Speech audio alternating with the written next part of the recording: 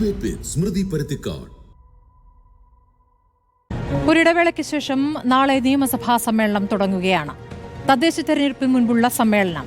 Kunnamkulam station മർദ്ദനത്തിൽ തുടങ്ങിയ police നിർണായകത്തിന്റെ തെളിവുകളടക്കം പ്രതിപക്ഷത്തിന് സഭയിൽ ആഞ്ഞടിക്കാൻ നിരവധി വിഷയങ്ങളുണ്ട്. പക്ഷേ ആരോപണങ്ങളുടെ മുനയൊടിക്കാൻ ഒറ്റയാളുടെ വരവ് മതി. ഇപ്പോൾ കൂട്ടത്തിലില്ല എന്ന് നേതാക്കൾ ആവർത്തിക്കുമ്പോഴും ഒറ്റയ്ക്കൊരു ബ്ലോക്കിലിരിക്കാൻ, പാർട്ടിയെ പ്രതിരോധത്തിലാക്കാൻ രാഹുൽ മാങ്കൂട്ടത്തിൽ സഭയിലെത്തുമോ എന്നതാണ് ചോദ്യം. MLA-യും മന്ത്രിയുമായിട്ടില്ലെങ്കിലും ഒന്ന് പുറത്തിറങ്ങിയാൽ മതിയെന്ന കഥനകഥ മറ്റൊരു രാഹുൽ വഴി പുറത്തുവിട്ടിട്ട് അധിക ദിവസമായില്ല. താനൊരു കണ്ണി മാത്രമെന്നും മാധ്യമങ്ങൾ 1, 2, 3 വെച്ച് കോൺഗ്രസിന്റെ എണ്ണം പറഞ്ഞ നേതാക്കളെ ലക്ഷ്യമിട്ടിട്ടുണ്ട് എന്നുമുള്ള വാട്സ്ആപ്പ് ചാറ്റും പുറത്തു വന്നിട്ടുണ്ട്. പാർലമെന്ററി പാർട്ടിയിലില്ല എന്ന സ്പീക്കർക്ക് കത്തുകൊടുത്ത് പ്രതിപക്ഷ നേതാവ് നിലപാട് കടുപ്പിക്കുമ്പോഴും കേസ് എവിടെ, പരാതിക്കാരെവിടെ എന്ന് മറുവശത്ത് മുഖമില്ലാ പോരാളികൾ സൈബറിടത്തിൽ വീഡിയോയും വെറുതെ വിടുന്നില്ല. അപ്പുറത്ത് പോലീസ് തേർവാഴ്ചയിൽ മുഖ്യമന്ത്രിയുടെ മൗനം സഭയിൽ വെടിയുമോ എന്ന ആകാംക്ഷയും ജനത്തിനുണ്ട്. അടിക്കും തടയ്ക്കും പഞ്ഞമില്ലാത്ത 12 ദിവസങ്ങളിലെ സഭാ സമ്മേളനത്തിൽ ആർക്ക് രാഹുകാലം എന്നതാണ് ചോദ്യം.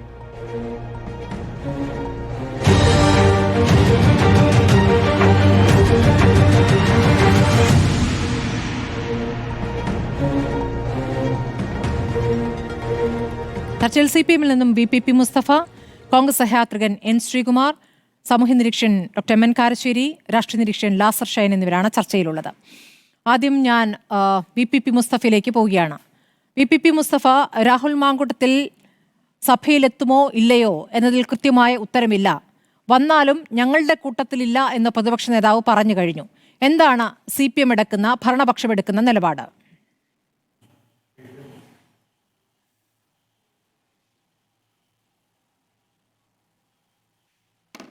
രാഹുൽ മാങ്കൂട്ടത്തിൽ MLA എന്നുള്ള നിലയിൽ നിയമസഭയിൽ വരുന്നത് ഒരു വലിയ ധാർമ്മിക വിഷയമാണ്, രാഷ്ട്രീയ വിഷയമാണ്. വലിയ നിലയിലുള്ള ആക്ഷേപങ്ങൾക്കാണ് അദ്ദേഹം ഇരയായിട്ടുള്ളത്. ആ നിലയിൽ വളരെ കൃത്യമായൊരു തീരുമാനം കോൺഗ്രസ് നേതൃത്വത്തിൽ നിന്ന് തന്നെ ഉണ്ടാകേണ്ടതായിരുന്നു. കാരണം കോൺഗ്രസിന്റെ പ്രതിനിധിയായിട്ടാണ് അദ്ദേഹം മത്സരിച്ചത്, കോൺഗ്രസിന്റെ MLA ആയിട്ടാണ് അദ്ദേഹം അസംബ്ലിയിൽ രജിസ്റ്റർ ചെയ്യപ്പെട്ടിട്ടുള്ളത്. അവരുടെ പാർട്ടിയിൽ നിർത്താൻ പറ്റാത്ത ഒരാൾ എന്നവർ തീരുമാനിച്ചു കഴിഞ്ഞല്ലോ. അതുകൊണ്ടാണ് യൂത്ത് കോൺഗ്രസിന്റെ പ്രസിഡന്റ് സ്ഥാനത്ത് നിന്ന് അദ്ദേഹത്തെ പുറത്താക്കിയത്, കോൺഗ്രസിൽ നിന്ന് അദ്ദേഹത്തെ സസ്പെൻഡ് ചെയ്തത്, ഇപ്പോൾ കോൺഗ്രസിന്റെ പാർലമെന്ററി പാർട്ടിയിൽ നിന്നും അദ്ദേഹത്തെ പുറത്താക്കിയിരിക്കുന്നു. എന്ന് പറഞ്ഞാൽ കോൺഗ്രസ് എന്ന് പറയുന്ന പാർട്ടിയിൽ പോലും ഉൾക്കൊള്ളിക്കാൻ പറ്റാത്തത്ര മോശം കാര്യം ചെയ്തിട്ടുള്ള ഒരാളാണ്. അപ്പൊ അങ്ങനെ ഒരാളെ തങ്ങളുടെ സ്ഥാനാർത്ഥിയായി മത്സരിച്ച് ജയിച്ചു വന്നിട്ടുള്ള MLA നിയമസഭയിൽ വരേണ്ടതില്ല എന്ന കർശനമായ ഒരു നിലപാട് അവർ എടുക്കേണ്ടതല്ലേ? അദ്ദേഹം സ്വതന്ത്രനായി മത്സരിച്ച് ജയിച്ചു വന്നതല്ലല്ലോ സ്മൃതി. അദ്ദേഹത്തെ MLA ആക്കിയത് കോൺഗ്രസ് അല്ലേ? അപ്പൊ കോൺഗ്രസിന്റെ ഒരു പദവിയിലും ഇരുത്താൻ പറ്റാത്ത ഒരാൾ എന്നാൽ പിന്നെ നിയമസഭയിൽ വന്നിരിക്കട്ടെ എന്ന നിലയിൽ ഒരു അഴകുഴമ്പൻ നിലപാട് കോൺഗ്രസ് നേതൃത്വം എടുത്തത് അങ്ങേയറ്റം പ്രതിഷേധാർഹമായിട്ടുള്ള ഒരു കാര്യമാണ്. പാർലമെന്ററി പാർട്ടി പൊതുസമൂഹത്തോടുള്ള ഒരു തരം വെല്ലുവിളിയാണ്. മാധ്യമങ്ങളോട് പറഞ്ഞത് പാർലമെന്ററി പാർട്ടിയിൽ നിന്ന് ഒഴിവാക്കിയിരിക്കുന്നു, അതുകൊണ്ട് ഞങ്ങളുടെ കൂട്ടത്തിലില്ല എന്നതാണ് പ്രതിപക്ഷത്തിന്റെ നിലപാട്, കോൺഗ്രസിന്റെ നിലപാട്. അതല്ലേ നിലപാട് അറിയിക്കൽ? അല്ലല്ലോ. അദ്ദേഹം പാർലമെന്ററി പാർട്ടിയിൽ എത്തിയത് എങ്ങനെയാണ്? അദ്ദേഹം മേലാപ്പ് പൊളിച്ചിട്ട് വന്നിറങ്ങി വന്നതല്ലല്ലോ. കോൺഗ്രസിന്റെ സ്ഥാനാർത്ഥിയായി ഇതേ പ്രതിപക്ഷ നേതാവ് മുൻകൈ എടുത്ത് കോൺഗ്രസിന്റെ സ്ഥാനാർത്ഥിയാക്കി പാലക്കാട് കൊണ്ടിറക്കി. പ്രതിപക്ഷ നേതാവ് തന്നെ താനാണ് മുഴുവൻ ഇലക്ഷൻ മെഷീനറിയും തീരുമാനിച്ചത്. രമേശ് ചെന്നിത്തലയ്ക്ക് അതിൽ പങ്കില്ല, അന്നത്തെ KPCC പ്രസിഡന്റ് K സുധാകരന് പങ്കില്ല, ഞാനാണ് ഈ ഇലക്ഷൻ മെഷീനറി ആകെ നയിച്ചത്, എന്റെ നേതൃശേഷിയാണ് എന്ന് തെളിയിക്കാൻ അദ്ദേഹമല്ലേ ഈ രാഹുൽ മാങ്കൂട്ടത്തലിനെ സ്ഥാനാർത്ഥിയാക്കിയിട്ട് ഇടപെട്ടത്? അങ്ങനെയല്ലേ അദ്ദേഹം പാർലമെന്ററി പാർട്ടിയിൽ എത്തിയത്? അപ്പോ ഞങ്ങളിതാ ഇപ്പൊ തൽക്കാലം അയാളെ മാറ്റി നിർത്തിയിരിക്കുന്നു. അവിടെ തീരുമോ ഉത്തരവാദിത്വം? അദ്ദേഹത്തെ MLA ആക്കിയവർക്ക് അങ്ങനെ തങ്ങളിപ്പോ ഇദ്ദേഹത്തെ മാറ്റിയെടുത്തു. അങ്ങനെയാണെങ്കിൽ ആ MLA പദവിയിൽ നിന്ന് തന്നെ അദ്ദേഹത്തെ മാറ്റാൻ നിർദ്ദേശിക്കണ്ടേ? അതല്ലേ ശരിയായ സമീപനം? അങ്ങനെ നാട്ടിലെവിടെ മണ്ഡലത്തിൽ അദ്ദേഹം പോയിട്ടില്ല ഇത്രയും ദിവസമായിട്ട്. സ്മൃതി ഒറ്റ കാര്യം പറയൂ. അദ്ദേഹം ഇത്രയും ദിവസം സ്വന്തം മണ്ഡലത്തിൽ പോകുന്നില്ല. സ്വന്തം മണ്ഡലത്തിൽ പോകാത്ത ഒരാൾ എങ്ങനെയാണ് പിന്നെ അസംബ്ലിയിൽ മാത്രം വന്നിരിക്കുന്നത്? ശരി, ശ്രീ വി പി ഇതൊരു മുസ്തഫ, പക്ഷേ ന്യായമായ രാഷ്ട്രീയ വിഷയമല്ലേ? നിയമസഭാ അംഗങ്ങളായിരിക്കെ ലൈംഗികാരോപണത്തിൽ പെട്ടിരിക്കുന്ന നടാടെയുള്ള കേസല്ലല്ലോ ഇത്. അപ്പോൾ നിങ്ങൾ കാണിച്ച ഒരു മാതൃക, MLA ആയിട്ടും സഭയിൽ വരേണ്ടതില്ല എന്ന് നിങ്ങൾ കാണിച്ച ഒരു മാതൃക ചൂണ്ടിക്കാണിക്കാമോ? അല്ല, നിങ്ങൾ നോക്കൂ, എല്ലാ കേസുകളും ഒരുപോലെയാണ് എന്ന തോന്നൽ നിങ്ങൾക്കുണ്ടോ? അതാണ് ഇതിനകത്തെ പ്രശ്നം. നമ്മൾ വെറുതെ ഇങ്ങനെ ആരോപണങ്ങളെല്ലാം നേരത്തെയും ഉണ്ടായിട്ടുണ്ട്, അതുകൊണ്ട് എല്ലാം ഒരുപോലെ എന്ന് പൊതുവൽക്കരിക്കാൻ വേണ്ടി കഴിയുമോ? ഇവിടെ ഒരു സ്ത്രീയുടെ ശബ്ദം നിങ്ങൾ തന്നെ റിപ്പോർട്ടർ ചാനലാണല്ലോ പുറത്തുവിട്ടത്. ആ ശബ്ദ രേഖയിൽ പറയുന്നത് എന്താ? എത്ര ബീഭത്സമായ സംഗതിയാണ്. അങ്ങനെ കേരളത്തിലെ ഏത് MLA-ക്കെതിരെയാണ്, ആരുടെ ആരോപണമാണ് ഇതിനു മുമ്പ് ഉണ്ടായിട്ടുള്ളത്? തീർച്ചയായിട്ടും ലൈംഗിക ആരോപണങ്ങൾ ഉണ്ടായിട്ടുണ്ട്. പഴയ PT ചാക്കോയുടെ കേസ് തൊട്ട്, PT ചാക്കോയുടെ 65-ലെ കേസ് തൊട്ട് ഇപ്പൊ മുകേഷ് MLA വരെ നിരവധി കേസുകൾ, ആരോപണങ്ങൾ ഉണ്ടായിട്ടുണ്ട്. പക്ഷെ ഇതുപോലെ ഇത്രയും സമൂഹത്തെ ആകെ വല്ലാതെ ഞെട്ടിപ്പിക്കുന്ന വിധത്തിലുള്ള ഒന്ന് ആരുടെ കേസിലാണ്? രണ്ട് ശശിമാർക്കെതിരെയും ഒക്കെ ആരോപണങ്ങൾ ഉയർന്നിട്ടുണ്ട്. അന്ന് രാഹുൽ മാങ്കൂട്ടത്തിന്റെ ആരോപണമില്ലല്ലോ. ഇപ്പോൾ ഈ തീവ്രത അളക്കുമ്പോൾ ഈ തീവ്രതയുള്ള ഈ സംഭവം അന്നില്ല. അന്ന് നിങ്ങൾ എടുത്ത നിലപാടെന്ത് എന്നതും പ്രധാനമാണല്ലോ. അതിൽ നിങ്ങളുടെ വനിതാ നേതാക്കൾ അടക്കം പറഞ്ഞിട്ടുള്ളത് ആരെങ്കിലും എന്തെങ്കിലും ആരോപണം ഉന്നയിച്ചാൽ രാജിവെക്കേണ്ടതില്ല എന്നാണ്. എന്തിന് പാർട്ടി സെക്രട്ടറി അടക്കം പറഞ്ഞിട്ടുള്ളത്? ഏറ്റവും ഒടുവിൽ കൊല്ലം MLA-യുടെ കാര്യത്തിൽ പാർട്ടി സെക്രട്ടറി പറഞ്ഞിരിക്കുന്നത് മന്ത്രിയാണെങ്കിൽ രാജിവെക്കാം, പക്ഷേ MLA സ്ഥാനം രാജിവെച്ച് നിയമ പോരാട്ടം നടത്തി അതിൽ തെറ്റുകാരനല്ല എന്ന് തെളിയിച്ചു കഴിഞ്ഞാൽ പിന്നെ MLA സ്ഥാനത്തേക്ക് വരാൻ പറ്റില്ലല്ലോ. അതുകൊണ്ട് അങ്ങനെ ഒരു കാര്യം ഞങ്ങൾ ആവശ്യപ്പെടില്ല എന്നുള്ളതാണ്. അതൊരു വ്യക്തമായ നിലപാടാണ്. ആ വ്യക്തമായ നിലപാട് അപ്പുറത്ത് നിൽക്കുന്ന അപ്പുറത്തെ രാഷ്ട്രീയ പാർട്ടിയുടെ ജനപ്രതിനിധിയുടെ കാര്യത്തിൽ വരുമ്പോൾ അത് മറിച്ച് നിങ്ങൾക്ക് എങ്ങനെ പറയാനാകുമെന്നൊരു ചോദ്യമുണ്ടല്ലോ. തീവ്രത അളക്കാതെ പറയൂ. എല്ലാം ലൈംഗിക ആരോപണങ്ങളാണല്ലോ, തീവ്രത പിന്നെ അളക്കാം. തീവ്രതയുടെ പ്രശ്നമല്ല ഇവിടെ വെളിവാക്കപ്പെടുന്ന വസ്തുത ഒരു വസ്തുത തന്നെയാണല്ലോ. തീവ്രത എന്ന് പറയുന്ന ഒരു വസ്തുത തന്നെയാണല്ലോ. നിങ്ങളെന്താ കാണുന്നത്? നേരത്തെ ഉണ്ടായിരുന്ന സംഗതികളിൽ ഇപ്പോൾ ഇടതുപക്ഷത്തിന്റെ MLA-മാർക്കെതിരെ അല്ലെങ്കിൽ നേരത്തെയുള്ള PT ചാക്കോ മുതലുള്ള കോൺഗ്രസ് MLA-മാർക്കെതിരെ, നേതാക്കൾക്കെതിരെ ഒക്കെ വന്ന ആരോപണങ്ങളുടെ ഒരു സ്വഭാവവും രീതിയും, അവിടെയൊന്നും ഇരകൾ പൊതുസമൂഹത്തോടാകെ തങ്ങളിതാ ഇന്ന MLA മുഖേന അല്ലെങ്കിൽ ഇന്ന രാഷ്ട്രീയ നേതാവ് മുഖേന ഇത്രമാത്രം ഭീകരമായിട്ട് ഭേദ്യം ചെയ്യപ്പെട്ടിരിക്കുന്നു എന്ന വിഷയം ഉണ്ടായിട്ടില്ല. അത് നിയമപരമായ പോരാട്ടം തന്നെയാണ് ഉണ്ടായത്. കാരണം ആരോപണത്തിന് വിധേയരായ ആളുകൾ അതെല്ലാം നിഷേധിക്കുകയാണ് ചെയ്തിട്ടുള്ളത്. അതുകൊണ്ട് നിയമപരമായ പ്രശ്നങ്ങൾ അവിടെ ഉണ്ടായിരുന്നു. ഇവിടെ നിങ്ങൾ നോക്കൂ, ഇത്രയും ദിവസമായിട്ട് ഇത്രയും ആരോപണങ്ങൾ ഉയർന്നു വന്നിട്ട് ഇന്നുവരെ ഇത് വസ്തുതാപരമല്ല എന്ന് നിഷേധിക്കാൻ രാഹുൽ മാങ്കൂട്ടത്തിന് ആയിട്ടില്ലല്ലോ. അദ്ദേഹം ഒരു കുറ്റവാളിയെ പോലെ ഒളിച്ചുകൂടുകയല്ലേ ചെയ്യുന്നത്. നേരത്തെ ആരോപണത്തിന് വിധേയവരായെന്നും അങ്ങനെ ഒളിച്ചു പോവുകയല്ലല്ലോ ചെയ്തത്. അവർ പോലീസ് വിളിച്ചപ്പോൾ പോലീസിന്റെ അന്വേഷണത്തിന് പോയി, മൊഴിയെടുക്കലിന് ഹാജരായി. കോടതി വിളിച്ചപ്പോൾ കോടതിയുടെ മുമ്പാകെ പോയി. അങ്ങനെ നിയമപരമായി നമ്മുടെ നാട്ടിലുള്ള വ്യവസ്ഥ, നിയമപരമായി ജാമ്യത്തിൽ നിൽക്കുന്നവരും ഇപ്പോൾ ഈ സഭാ സമ്മേളനത്തിൽ എത്തുന്നുണ്ട് എന്നുള്ളതാണ് യാഥാർത്ഥ്യം. ഇനി ഞാൻ കോൺഗ്രസ് സഹയാത്രയിലേക്ക് പോകുന്നു. ശ്രീകുമാർ, രാഹുൽ എത്തുമോ ഇല്ലയോ? രാഹുൽ വരേണ്ടതില്ല എന്ന നിലപാട് ഉറച്ചു പറയുന്നത് പ്രതിപക്ഷ നേതാവാണ്. പക്ഷേ ബാക്കി നേതാക്കളിൽ നിന്നും ആ ഉറച്ച ശബ്ദം കേൾക്കുന്നില്ല. എന്തുകൊണ്ടാണ്? നോക്കൂ ശ്രീമതി സ്മൃതി, കോൺഗ്രസിൻ്റെ പാർലമെൻ്ററി പാർട്ടി യോഗവും അതുപോലെ UDF-ൻ്റെ MLA-മാരുടെ യോഗമൊക്കെ നാളെ ഉച്ചതിരിഞ്ഞിട്ടാണ് ചേരുക. നാളെ നിയമസഭാ സമ്മേളനം ചേരുന്നുണ്ടെങ്കിലും രാവിലെ അന്തരിച്ച നേതാക്കളോടുള്ള ചരമോപചാര പ്രസംഗമൊക്കെ കഴിഞ്ഞിട്ട് അത് സഭ പിരിച്ചുവിടുമല്ലോ നാളെ. പിന്നെ മറ്റന്നാൾ തൊട്ടാണ് നിയമസഭയുടെ യഥാർത്ഥ സമ്മേളനം നടക്കുക. അപ്പോൾ നാളെ സഭാ സമ്മേളനമില്ല, അനുശോചന യോഗങ്ങളാണ്. അത് ഒരു രാഷ്ട്രീയമായ തർക്കമൊന്നും ഉണ്ടാകാത്ത വിഷയമാണ്. അത് ഞാൻ ആരംഭത്തിൽ ഞാൻ പറഞ്ഞതേ ഉള്ളൂ. ഇവിടെ രാഹുൽ മാങ്കൂട്ടത്തിൽ എന്ന MLA ശ്രീ VPP മുസ്തഫ പറഞ്ഞത് അദ്ദേഹം പാർലമെൻ്ററി പാർട്ടിയിൽ എങ്ങനെ വന്നു എന്നാണ്. അദ്ദേഹത്തെ പാലക്കാട്ടെ ജനങ്ങൾ ജയിപ്പിച്ചതുകൊണ്ട് അദ്ദേഹം പാർലമെൻ്ററി പാർട്ടിയിൽ വന്നു. അവിടെ CPM-ൻ്റെ സ്ഥാനാർത്ഥി 3-ാം സ്ഥാനത്തേക്ക് പോയി. അത് അവിടുത്തെ ജനങ്ങൾ അംഗീകരിച്ചു. ആ ജനങ്ങളെ ഞങ്ങളും അംഗീകരിക്കുന്നു. അങ്ങനെയാണ് അദ്ദേഹം പാർലമെൻ്ററി പാർട്ടിയിൽ എത്തിയത്. പാർലമെൻ്ററി പാർട്ടിയിൽ എത്തിയ ശേഷം അദ്ദേഹത്തിനെതിരെ ഒരു ആക്ഷേപം ഉന്നയിക്കപ്പെട്ടു. ആ ആക്ഷേപമാണെങ്കിൽ പരാതിക്കാരൊന്നും ഇപ്പോഴുമില്ല. VPP മുസ്തഫയുടെ പാർട്ടിയുടെ പോലീസ് അന്വേഷിച്ചിട്ട് ഒന്നും കണ്ടെത്താൻ പറ്റുന്നില്ല. അന്വേഷണം നടക്കുന്നു. എന്തെങ്കിലും ഒരു തുമ്പുണ്ടെങ്കിൽ ശ്രീ രാഹുൽ മാങ്കൂട്ടത്തിനെ അറസ്റ്റ് ചെയ്ത് ഇപ്പോൾ ജയിലടയ്ക്കുമായിരുന്നു എന്ന് എല്ലാവർക്കും അറിയുന്ന കാര്യം. കാരണം കേരളത്തിലെ CPM-ൻ്റെ കണ്ണിലെ കരടാണ് ഈ ചെറുപ്പക്കാരെന്നുള്ള എല്ലാവർക്കും അറിയാം. പക്ഷേ അദ്ദേഹത്തിൻ്റെ ഭാഗത്ത് നിന്ന് തെറ്റുണ്ടായി എന്ന് പാർട്ടിക്ക് പ്രഥമദൃഷ്ട്യാ ബോധ്യപ്പെട്ടപ്പോൾ ഒരു തീരുമാനമെടുത്തു. അദ്ദേഹത്തെ കോൺഗ്രസിൽ നിന്നും അനിശ്ചിതകാലത്തേക്ക് സസ്പെൻഡ് ചെയ്തു, പാർലമെൻ്ററി പാർട്ടിയിൽ നിന്നും ഒഴിവാക്കി. ആ കത്ത് സ്പീക്കർക്ക് കൊടുത്തു, സ്പീക്കർ ആ കത്ത് അംഗീകരിച്ചു. ഇനി ആ സഭാ സമ്മേളനത്തിൽ രാഹുൽ പോകണമോ എന്നുള്ളത് ഒരു MLA എന്ന നിലയ്ക്ക് അദ്ദേഹത്തിന് തീരുമാനിക്കാം. കാരണം ഒരു MLAക്ക് MLAയുടേതായ ഒരു അവകാശമുണ്ട്. ആ അവകാശം എങ്ങനെ വിനിയോഗിക്കണമെന്ന് അദ്ദേഹത്തിന് തീരുമാനിക്കാം. അങ്ങനെയെങ്കിൽ ശ്രീ ശ്രീകുമാർ, അങ്ങേക്ക് ഉറപ്പ് പറയാൻ പറ്റുമോ അദ്ദേഹം പ്രത്യേക ബ്ലോക്കിൽ PV അൻവർ നേരത്തെ ഇരുന്ന സീറ്റിലൊക്കെയാണ് ഇരിക്കുക എന്ന് കേൾക്കുന്നു. അങ്ങനെ അദ്ദേഹം ഒറ്റയ്ക്ക് അവിടെ ഇരിക്കുന്നു. ഭരണപക്ഷം ഈ തരത്തിൽ ലൈംഗികാരോപണവുമായി ബന്ധപ്പെട്ട് രാഹുലിനെതിരെ ശക്തിയുക്തം പ്രതികരണങ്ങൾ നടത്തുന്നു. അപ്പോൾ പ്രതിപക്ഷ നിര നിശബ്ദമായിരിക്കുമോ? രാഹുൽ ഒറ്റയ്ക്ക് വാദിക്കുമോ അതോ പ്രതിരോധം തീർക്കുമോ? നോക്കൂ, എൻ്റെ ഒരു നിരീക്ഷണത്തിൽ ശ്രീ രാഹുൽ നിയമസഭയിൽ എത്താനുള്ള സാധ്യത വളരെ കുറവാണ്. കാരണം ഈ പ്രധാനപ്പെട്ട ജനങ്ങൾ ആഗ്രഹിക്കുന്ന വിഷയം ചർച്ച ചെയ്യേണ്ടത് നിയമസഭയിലാണ് മറ്റന്നാൾ തൊട്ട്. CPM ആഗ്രഹിക്കാത്ത വിഷയവും അതാണ്, ഈ പോലീസ് മർദ്ദനവും അതുപോലെ മറ്റൊരുപാട് വിഷയങ്ങൾ. അപ്പോൾ ഈ രാഹുൽ എങ്ങനെയെങ്കിലും ഒന്ന് സഭയിൽ എത്തിക്കാൻ എന്താ ശ്രമം എന്നവർ ആലോചിക്കും. അപ്പോൾ അതുകൊണ്ടാണ് സ്പീക്കർ ഇന്ന് വളരെ സമചിത്തതയോടെ വളരെ നയപരമായിട്ട് പറഞ്ഞത് രാഹുലിന് പ്രത്യേക ബ്ലോക്ക് കൊടുക്കുന്നതൊക്കെ.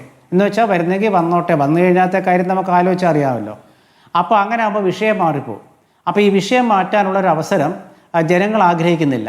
അതെനിക്ക് തോന്നുന്നത് രാഹുൽ മാങ്കൂട്ടത്തിലും ആഗ്രഹിക്കുന്നുണ്ടാകില്ല. എന്താണെന്ന് വെച്ചാൽ രാഹുൽ മാങ്കൂട്ടത്തിനെ വളർത്തിയത് കോൺഗ്രസ്സാണ്, UDF ആണ്. ആ UDFനെ രാഷ്ട്രീയമായി പ്രശ്നങ്ങൾ ഉന്നയിക്കാൻ പറ്റാവുന്നൊരവസരം താനായിട്ട് എന്തിന് ഇല്ലാതാക്കണം എന്ന് രാഹുലിന് തോന്നാതിരിക്കുമോ? കാരണം എന്തുകൊണ്ടാണെന്ന് വെച്ചാൽ അദ്ദേഹം കോൺഗ്രസ് അദ്ദേഹത്തെ പെട്ടെന്നെടുത്ത് വളർത്തിയെന്നാണല്ലോ ആക്ഷേപം. അപ്പോൾ അങ്ങനെ പെട്ടെന്നെടുത്ത് വളർത്തിയ ഒരാൾ കോൺഗ്രസിൻ്റെ നിയമസഭയിൽ ഇങ്ങനെ ഗുരുതരമായ ആരോപണങ്ങൾ ഗവൺമെൻറ്റിനെതിരെ ഉന്നയിക്കാൻ പറ്റാവുന്ന അവസരത്തിൽ ഞാൻ അങ്ങോട്ട് കയറി ചെന്നിട്ട് എനിക്കെതിരെ എല്ലാവരും കേന്ദ്രീകരിച്ചിട്ട് ആ സമ്മേളനത്തിൽ നിന്നും ആ ശ്രദ്ധ അങ്ങോട്ട് തിരിക്കാൻ പറ്റുന്ന രീതിയിലേക്ക് പോകണമെന്ന് രാഹുൽ ചിന്തിക്കില്ലേ? അത് കേരളത്തിലെ എല്ലാ യൂത്ത് കോൺഗ്രസ്സുകാരും അത് തന്നെയാണ് ചിന്തിക്കുക. രാഹുൽ പോകാൻ സാധ്യതയില്ലെന്നാണ് അവരുടെ ചിന്ത, ഒരു സാധാരണ പ്രവർത്തകന്റെ ചിന്ത. ശരി, രാഹുലിന്റെ വിശാലമായ ചിന്താഗതി കൊണ്ട് രാഹുൽ വരുന്നില്ല എന്നൊരു അഭിപ്രായം അങ്ങ് പറയുമ്പോൾ പാർട്ടിയിൽ രാഹുൽ മാങ്കൂട്ടത്തിൽ സഭയിൽ വരണ്ട എന്നുള്ളത് ഒറ്റയ്ക്ക് ഒരുമിച്ചുള്ള തീരുമാനമാണോ ശ്രീകുമാർ? കാരണം ഇന്ന് വീക്ഷണത്തിൽ എഡിറ്റ് പേജിൽ വന്നിരിക്കുന്ന ലേഖനം J. ബാബു രാജേന്ദ്രൻ എന്നൊരാളാണ് എഴുതിയിരിക്കുന്നത്. അതിൽ രാഹുലിനെ വെള്ളപൂശിക്കൊണ്ടുള്ള ലേഖനമാണ്. അത് ഒരു നിലപാടായി അദ്ദേഹം അത് അവതരിപ്പിക്കുകയാണെങ്കിൽ കൂടി അതിൽ മുഴുവൻ ഇരകളെ അതിരൂക്ഷമായി അപമാനിക്കുന്ന വാചകങ്ങളുണ്ട്. അതിപ്പോൾ വായിക്കാൻ പോലും പറ്റില്ല. അങ്ങ് വായിച്ചു കാണുമെന്ന് ഞാൻ കരുതുകയാണ്. ആരാണ് ഈ ബാബു രാജേന്ദ്രൻ നായർ? അദ്ദേഹം സ്വന്തം നിലയ്ക്ക് എഡിറ്റ് പേജിൽ അങ്ങനെ ലേഖനം എഴുതുമ്പോൾ, സഭാ സമ്മേളനത്തിന് തൊട്ട് തലേ ദിവസം എഴുതുമ്പോൾ, അത് ആരുടെ രാഷ്ട്രീയമാണ് ഉയർത്തിപ്പിടിക്കുന്നത്? അല്ല, അക്കാര്യത്തിൽ കോൺഗ്രസിൻ്റെ മുഖപത്രത്തിൻ്റെ ചീഫ് എഡിറ്റർ ജെയ്സൺ ജോസഫാണ് അതിന് വിശദീകരണം നൽകേണ്ടത്. അത് സത്യത്തിൽ അങ്ങനെ ഒരു കുറിപ്പ് അതിൽ എങ്ങനെയാണ് വന്നതെന്നുള്ളത് സ്മൃതി ചോദിച്ചതുപോലെ അത് ഒരു അനവസരത്തിൽ വന്നു എന്ന് കരുതുന്ന ഒരാൾ തന്നെയാണ് ഞാനും. അപ്പോൾ എന്താണെന്നുള്ളത് അത് കൃത്യമായിട്ട് എനിക്ക് പറയാൻ പറ്റില്ല. കാരണം ഞാനിപ്പോൾ വീക്ഷണമായിട്ട് വലിയ ബന്ധമില്ല, അതെനിക്ക് അതിനെപ്പറ്റി പറയാൻ അറിയില്ല. അപ്പോൾ അത് അവരുടെ ബന്ധപ്പെട്ടിട്ട് വിശദീകരിക്കട്ടെ. എന്തായാലും പാർട്ടിയുടെ തീരുമാനം KPCC പ്രസിഡൻറ്റും പാർലമെൻ്ററി പാർട്ടി തീരുമാനം VD സതീശനും പറഞ്ഞിട്ടുണ്ട്. അതിൻ്റെ അവർ പറഞ്ഞതെന്ന് വെച്ചാൽ പാർലമെൻ്ററി പാർട്ടിയിലൊരു ഒരാളില്ല എന്ന് VD സതീശൻ പറഞ്ഞാൽ അത് CPM അംഗീകരിക്കണമെന്ന് ഒരു നിർബന്ധവും കോൺഗ്രസിനില്ല. അത് ജനങ്ങൾ അംഗീകരിച്ചാൽ മതി, കോൺഗ്രസ് അംഗീകരിച്ചാൽ മതി. പിന്നെ കോൺഗ്രസിൽ നിന്ന് സസ്പെൻഡ് ചെയ്തു എന്ന് പറഞ്ഞ സണ്ണി ജോസഫ് തന്നെയാണ് പറഞ്ഞത് MLA എന്ന നിലയ്ക്ക് അദ്ദേഹത്തിന് തീരുമാനമെടുക്കുക എന്ന് വെച്ചാൽ അദ്ദേഹം MLA ആണ്. ആ MLA സ്ഥാനം രാജിവെക്കാത്തത് എന്തുകൊണ്ടാണെന്ന് ചോദിച്ചാൽ അത് ഒരുപാട് നേതാക്കളുടെ അഭിപ്രായം, പ്രതിപക്ഷത്തുള്ളവരുടെ മാത്രമല്ല ഭരണപക്ഷത്തുള്ളവരുടെ, പ്രത്യേകിച്ച് ഐഷ പോറ്റിയെ പോലുള്ളവരുടെ അഭിപ്രായമുണ്ട്. ഐഷ പോറ്റി ഇന്ന് CPMലാണ്. അവരെന്താ പറഞ്ഞത്? കേൾക്കുമ്പോഴേക്കും ഇങ്ങനെ ഒരാളെ പിടിച്ച് പുറത്താക്കുന്നത് ശരിയാണോന്ന് അവർ ചോദിച്ചത്. ഐഷ പോറ്റി എന്തായാലും ഈ സ്ത്രീ പീഡകരുടെ ഒപ്പം നിൽക്കുന്ന ഒരാളല്ലെന്ന് അറിയാമല്ലോ.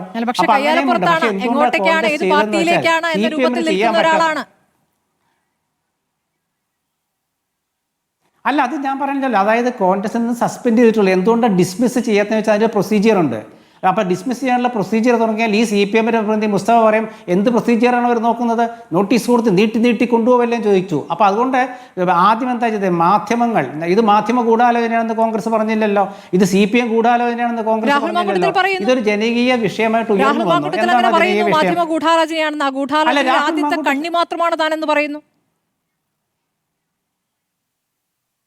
അല്ല, അതിന് ശേഷമുള്ള കാര്യങ്ങളെ അടിസ്ഥാനപ്പെടുത്തിയായിരിക്കും അദ്ദേഹം പറഞ്ഞിട്ടുണ്ടാവുക. കാരണം എന്ന് വെച്ചാൽ നമ്മളൊരു വിഷയം അവസാനിപ്പിച്ചാൽ ഒരു അധ്യായം അടച്ചു എന്ന് ആ കോൺഗ്രസ് നേതാക്കൾ പറഞ്ഞാൽ അത് വീണ്ടും തുറക്കണം എന്നുള്ള രീതിയിലേക്ക് വന്ന പുതിയ പുതിയ കഥകൾ ഉണ്ടാക്കുക. ഈ കഥകളൊന്നും അവിടെ വിശദീകരിക്കാൻ സമയമില്ലാത്തതുകൊണ്ട്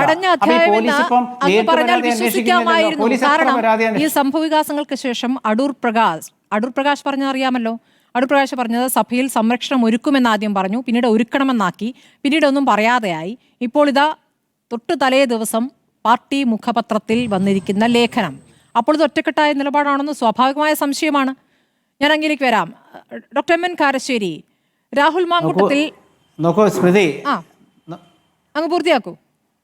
നോക്കൂ സ്മൃതി, അതായത് ഒരു പാർട്ടി പത്രത്തിൽ വന്ന ലേഖനത്തെ നിങ്ങൾ എന്തായാലും ആധികാരികമായിട്ട് എടുക്കണ്ട.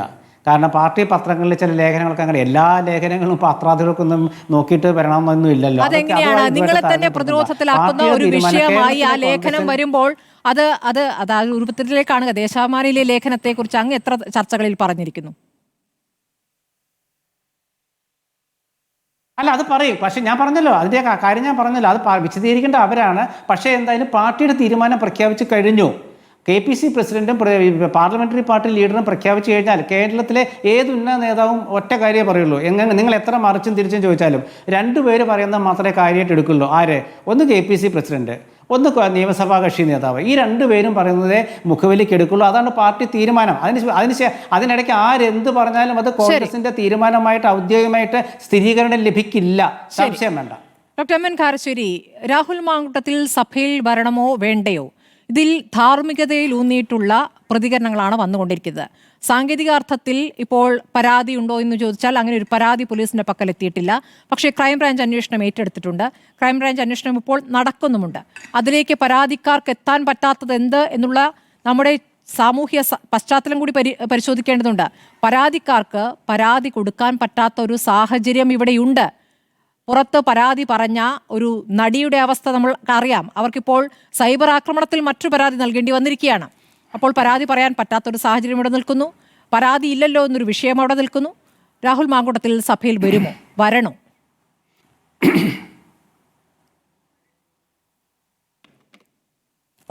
സ്മൃതി, സ്ത്രീത്വം എത്ര അരക്ഷിതമാണ് എന്ന് കാണിക്കുന്ന ഏറ്റവും പുതിയ അനുഭവമാണിത്.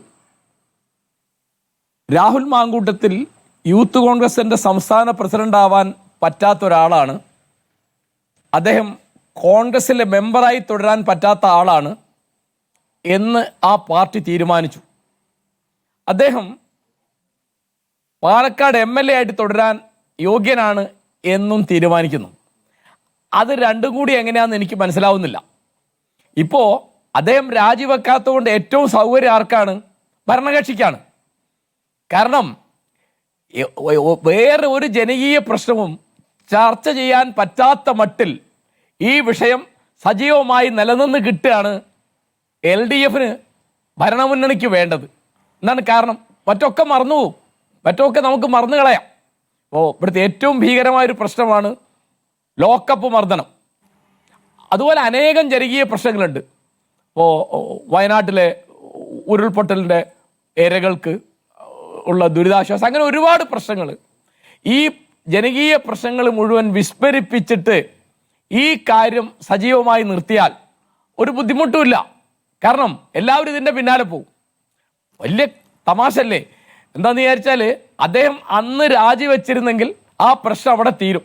ഇപ്പം ഞാൻ വേറെ ഉദാഹരണം പറഞ്ഞാൽ, നമ്മുടെ വനം വകുപ്പ് മന്ത്രി ശശീന്ദ്രനെതിരായിട്ട് ഇങ്ങനെയൊരു ശബ്ദലേഖനം വന്നു. അദ്ദേഹം പുറത്തു വന്ന ഉടനെ രാജിവെച്ചു, മന്ത്രിസ്ഥാനം രാജിവെച്ചു. ഇത് കഴിഞ്ഞല്ലോ. അപ്പോൾ ഇദ്ദേഹത്തിന് രാജിവെക്കാൻ മന്ത്രിസ്ഥാനമല്ല, MLA സ്ഥാനമാണുള്ളത്.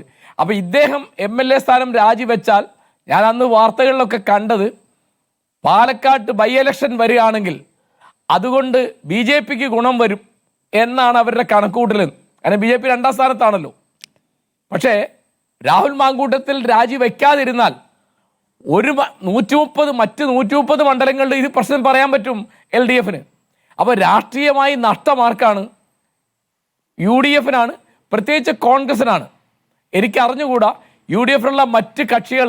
ഞാൻ വിചാരിക്കുന്നു മുസ്ലിം ലീഗൊക്കെ വിചാരിക്കുന്നത് രാജിവെക്കുകയാണ്, രാഹുൽ മാങ്കൂട്ടത്തിൽ രാജിവെക്കുകയാണ് നല്ലതെന്നാണ്.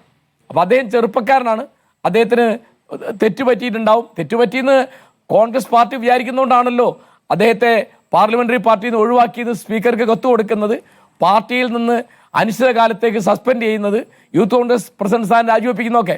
അപ്പം ഇതൊക്കെ ചെയ്യാം. അപ്പോൾ പരാതി ഉണ്ടോ എന്നുള്ളതൊന്നല്ല. പിന്നെ ഏറ്റവും പ്രധാനപ്പെട്ട കാര്യം ശ്രീ മുസ്തഫ പറഞ്ഞ മാതിരി ഇന്ന് വരെയും ആ ശബ്ദം തൻ്റേതല്ല, ഞാൻ അങ്ങനെ പറഞ്ഞിട്ടില്ല, അത് നിങ്ങൾക്ക് തെളിയിക്കാൻ പറ്റുമോ എന്ന് രാഹുൽ മാങ്കൂട്ടത്തിൽ ചോദിച്ചിട്ടില്ല. അദ്ദേഹം ഏറ്റവും പുതുതായിട്ട് പറഞ്ഞു ഞാൻ കേട്ടത് ഇത് മാധ്യമ ഗൂഢാലോചനയാണ്. അതെ, അപ്പോ അദ്ദേഹം രാജിവെച്ചാൽ അതിൻ്റെ ഗുണം UDF-നാണ്. പിന്നെ അദ്ദേഹം ചെറുപ്പക്കാരനാണ്, മനുഷ്യർക്ക് തെറ്റ് പറ്റും. അദ്ദേഹം ആ തെറ്റേറ്റു പറഞ്ഞ് അതിനുള്ള പരിഹാരം ചെയ്ത് പിന്നെ ആ തെറ്റ് പറ്റാത്ത മട്ടിൽ ജീവിക്കാതെ വളരെ ഒരു 10-35 വയസ്സുള്ള ഒരു ചെറുപ്പക്കാരനാണിത്. അപ്പോൾ അദ്ദേഹത്തിന് അങ്ങനെ തെറ്റ് തിരുത്താനും പശ്ചാത്തപിക്കാനും മെച്ചപ്പെടാനുള്ള ഒരു അവസരം കൊടുക്കുകയാണ് പാർട്ടി വേണ്ടത്. അല്ലാതെ ഈ തരത്തിൽ മസിൽ പിടിച്ചാൽ, ഇപ്പോൾ ഒരു നിലപാട് കൃത്യമായിട്ട് പറഞ്ഞാൽ ഒരു നിലപാടുണ്ട് കോൺഗ്രസ് എന്ന് പറയാൻ പറ്റില്ല. എന്താ കാരണം? അദ്ദേഹം MLA ആയിട്ട് ആ സ്ഥാനത്ത് രാജിവെക്കണോ വേണ്ടേ, അദ്ദേഹം സഭയിൽ വരണോ വേണ്ടേ എന്നൊക്കെ അദ്ദേഹം തീരുമാനിക്കാന്നാ. അദ്ദേഹം സഭയിൽ വരാൻ ഇടയുണ്ടെന്ന് ശ്രീകുമാർ ഇടയില്ല എന്ന് ശ്രീകുമാർ പറഞ്ഞ മാതിരി തന്നെ എനിക്കും തോന്നുന്നത്. കാരണം അദ്ദേഹം വന്നാലും വന്നില്ലെങ്കിലും അടുത്ത സഭാ സമ്മേളനത്തിലെ പ്രധാനപ്പെട്ട പ്രശ്നം രാഹുൽ മാങ്കൂട്ടത്തിനെതിരായിട്ട് ഉയർന്ന ലൈംഗിക ആരോപണമാണ് എന്ന് ഒരു സാമാന്യ ബുദ്ധിയുള്ള ആർക്കും മനസ്സിലാവും. അപ്പോൾ ആ പ്രശ്നം തീർക്കുക, കഴിയുന്ന വേഗം അത് തീർക്കുക. ഇപ്പം ഞാൻ വേറൊരു റെജീന വെളിപ്പെടുത്തിയപ്പോൾ രാജിവെക്കാതെ 63 ദിവസം പിടിച്ചു നിന്നു കുഞ്ഞാലിക്കുട്ടി. ആ 63 ദിവസവും ഇതാണ് ചർച്ച. നമുക്ക് നമ്മുടെ സമയം, നമ്മുടെ ശ്രദ്ധ, നമ്മുടെ ഊർജം എല്ലാം വെറുതെ പാഴിലായി പോവാണ്. അപ്പോൾ ചാനലുകളാണെങ്കിലും പത്രങ്ങളാണെങ്കിലും പിന്നെ നവമാധ്യമങ്ങളാണെങ്കിലും ഒക്കെ ഇത് തന്നെയാണ് ചർച്ച ചെയ്യുന്നത്. ചർച്ച ചെയ്തിട്ട് മടുക്കാത്ത മട്ടിൽ ആളുകൾക്കിതിൽ ഹരം പിടിച്ചിരിക്കുകയാണ്. അപ്പം നമ്മുടെ ജനകീയ പ്രശ്നങ്ങൾ, നമ്മുടെ ജനാധിപത്യത്തിൻ്റെ മറ്റ് കാര്യങ്ങൾ, എന്തെല്ലാം പ്രശ്നങ്ങൾ നമുക്ക് ചർച്ച ചെയ്യാനുണ്ട്, അത് മുഴുവൻ പാഴിൽ കളയുന്ന മറ്റുള്ള ഒരു പണി. മാത്രമല്ല, രാഹുൽ മാങ്കൂട്ടത്തിൽ എത്ര ദിവസം വൈകുന്നോ രാജിവെക്കാൻ, അത്രയും ദിവസം അദ്ദേഹത്തിൻ്റെ പ്രതിച്ഛായ, ഇമേജ് എന്ന് പറയുന്നത് താണുകൊണ്ടേ ഇരിക്കുകയാണ്. ഒരു ചെറുപ്പക്കാരന് മനസ്സിലാവാത്ത എനിക്ക് വളരെ അത്ഭുതം തോന്നുന്നുണ്ട്. വളരെയധികം പ്രതീക്ഷ ഉണ്ടാക്കിയ ഒരു പ്രസംഗക്കാരനും പ്രവർത്തകനുമാണ് രാഹുൽ മാങ്കൂട്ടത്തിൽ. അപ്പോൾ അദ്ദേഹം മനുഷ്യർക്ക് തെറ്റുപറ്റുന്നേ, അത് ഏറ്റു പറഞ്ഞാൽ അത് കഴിഞ്ഞു. പിന്നെ പ്രായശ്ചിത്തം ചെയ്യണം, പരിഹാരം ഉണ്ടാക്കണം, ഇരകൾക്ക് എന്താണ് പ്രശ്നം വെച്ചാൽ അത് തീർക്കണം. അപ്പോൾ അവർ പരാതിപ്പെടുന്നില്ല എന്ന് പറഞ്ഞാൽ അതിന് നമുക്കൊക്കെ ഉത്തരവാദിത്തമുണ്ട്. കേരളത്തിൽ ഇപ്പോൾ എത്ര പേരുണ്ട് ഈ പരാതിക്കാരെന്ന് എനിക്ക് അറിഞ്ഞുകൂടാ, ഇത് കണ്ടാൽ വ്യക്തമാവില്ല.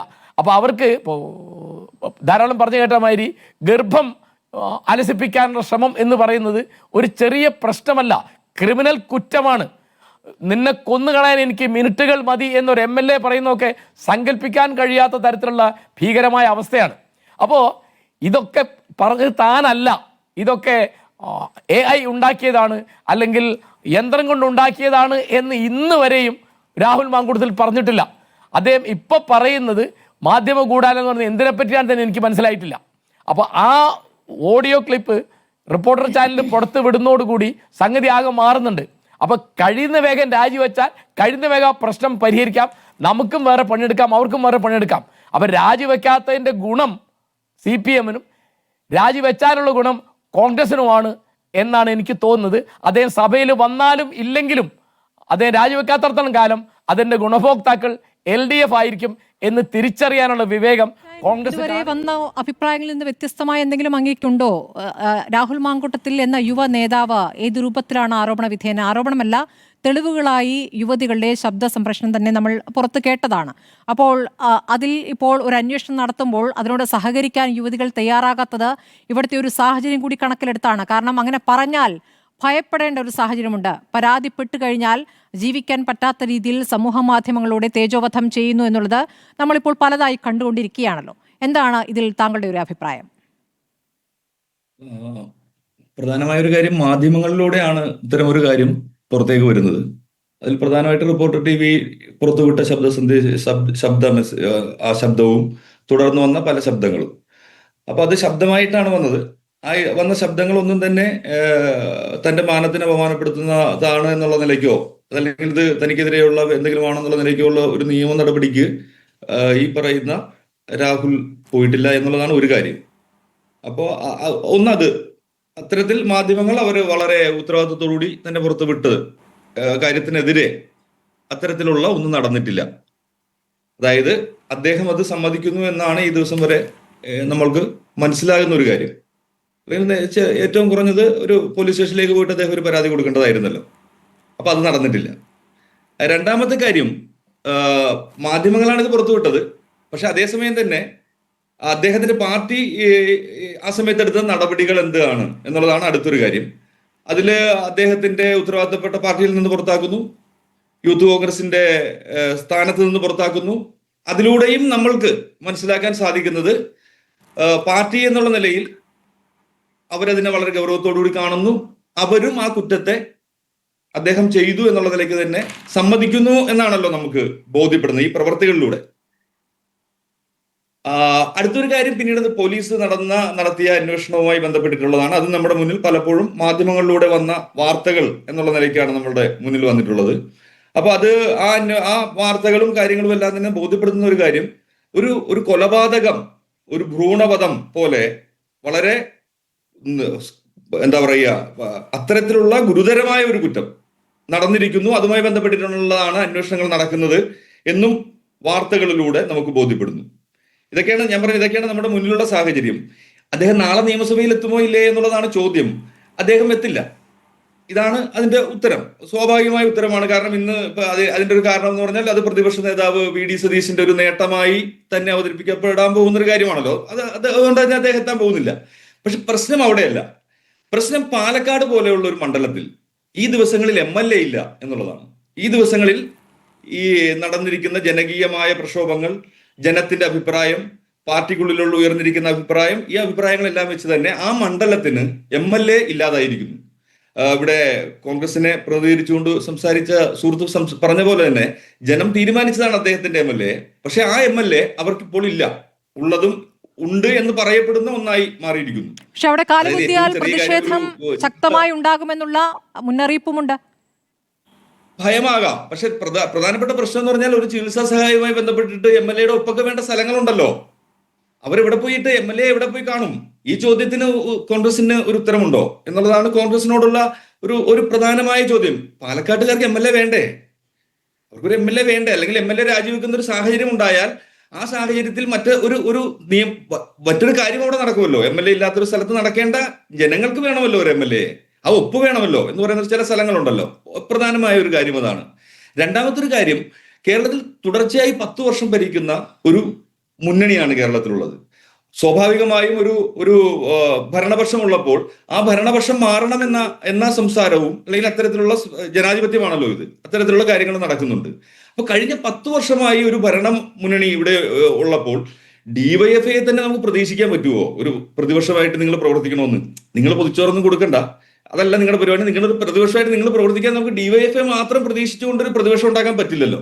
അപ്പൊ സ്വാഭാവികമായിട്ടും കേരളത്തിലെ AYFO DYFO ഒക്കെ സ്വാഭാവികമായിട്ട് ഇപ്പോൾ ഒരു ഭരണപക്ഷ പാർട്ടികളുടെ യുവജന സംഘടനകളാണ്. സ്വാഭാവികമായിട്ടും ഈ പറയുന്ന യൂത്ത് കോൺഗ്രസിനെ നമ്മൾ പ്രതീക്ഷിക്കില്ലേ ഒരു പ്രതിപക്ഷ സ്വരമായി, അല്ലെങ്കിൽ പ്രതിപക്ഷം ചെയ്യേണ്ട കാര്യങ്ങൾ ചെയ്യുന്ന ഒരു പ്രധാന യുവ വിഭാഗമായി നമ്മൾ ഇവരെ കാണുമല്ലോ. ആ വിഭാഗത്തിനൊരു നേതൃത്വമുണ്ടോ എന്നുള്ളതാണ് മറ്റൊരു പ്രശ്നം. നിയമസഭയിൽ എത്തുമോ എന്നൊക്കെ ഉള്ളത് മറ്റൊരു കാര്യമാണ്. പക്ഷെ പ്രധാനപ്പെട്ട ഒരു കാര്യം, യൂത്ത് കോൺഗ്രസിന് പ്രസിഡന്റ് ഇല്ല. യൂത്ത് കോൺഗ്രസിന്റെ പ്രസിഡന്റിന് തീരുമാനിക്കാൻ പറ്റുന്നില്ല.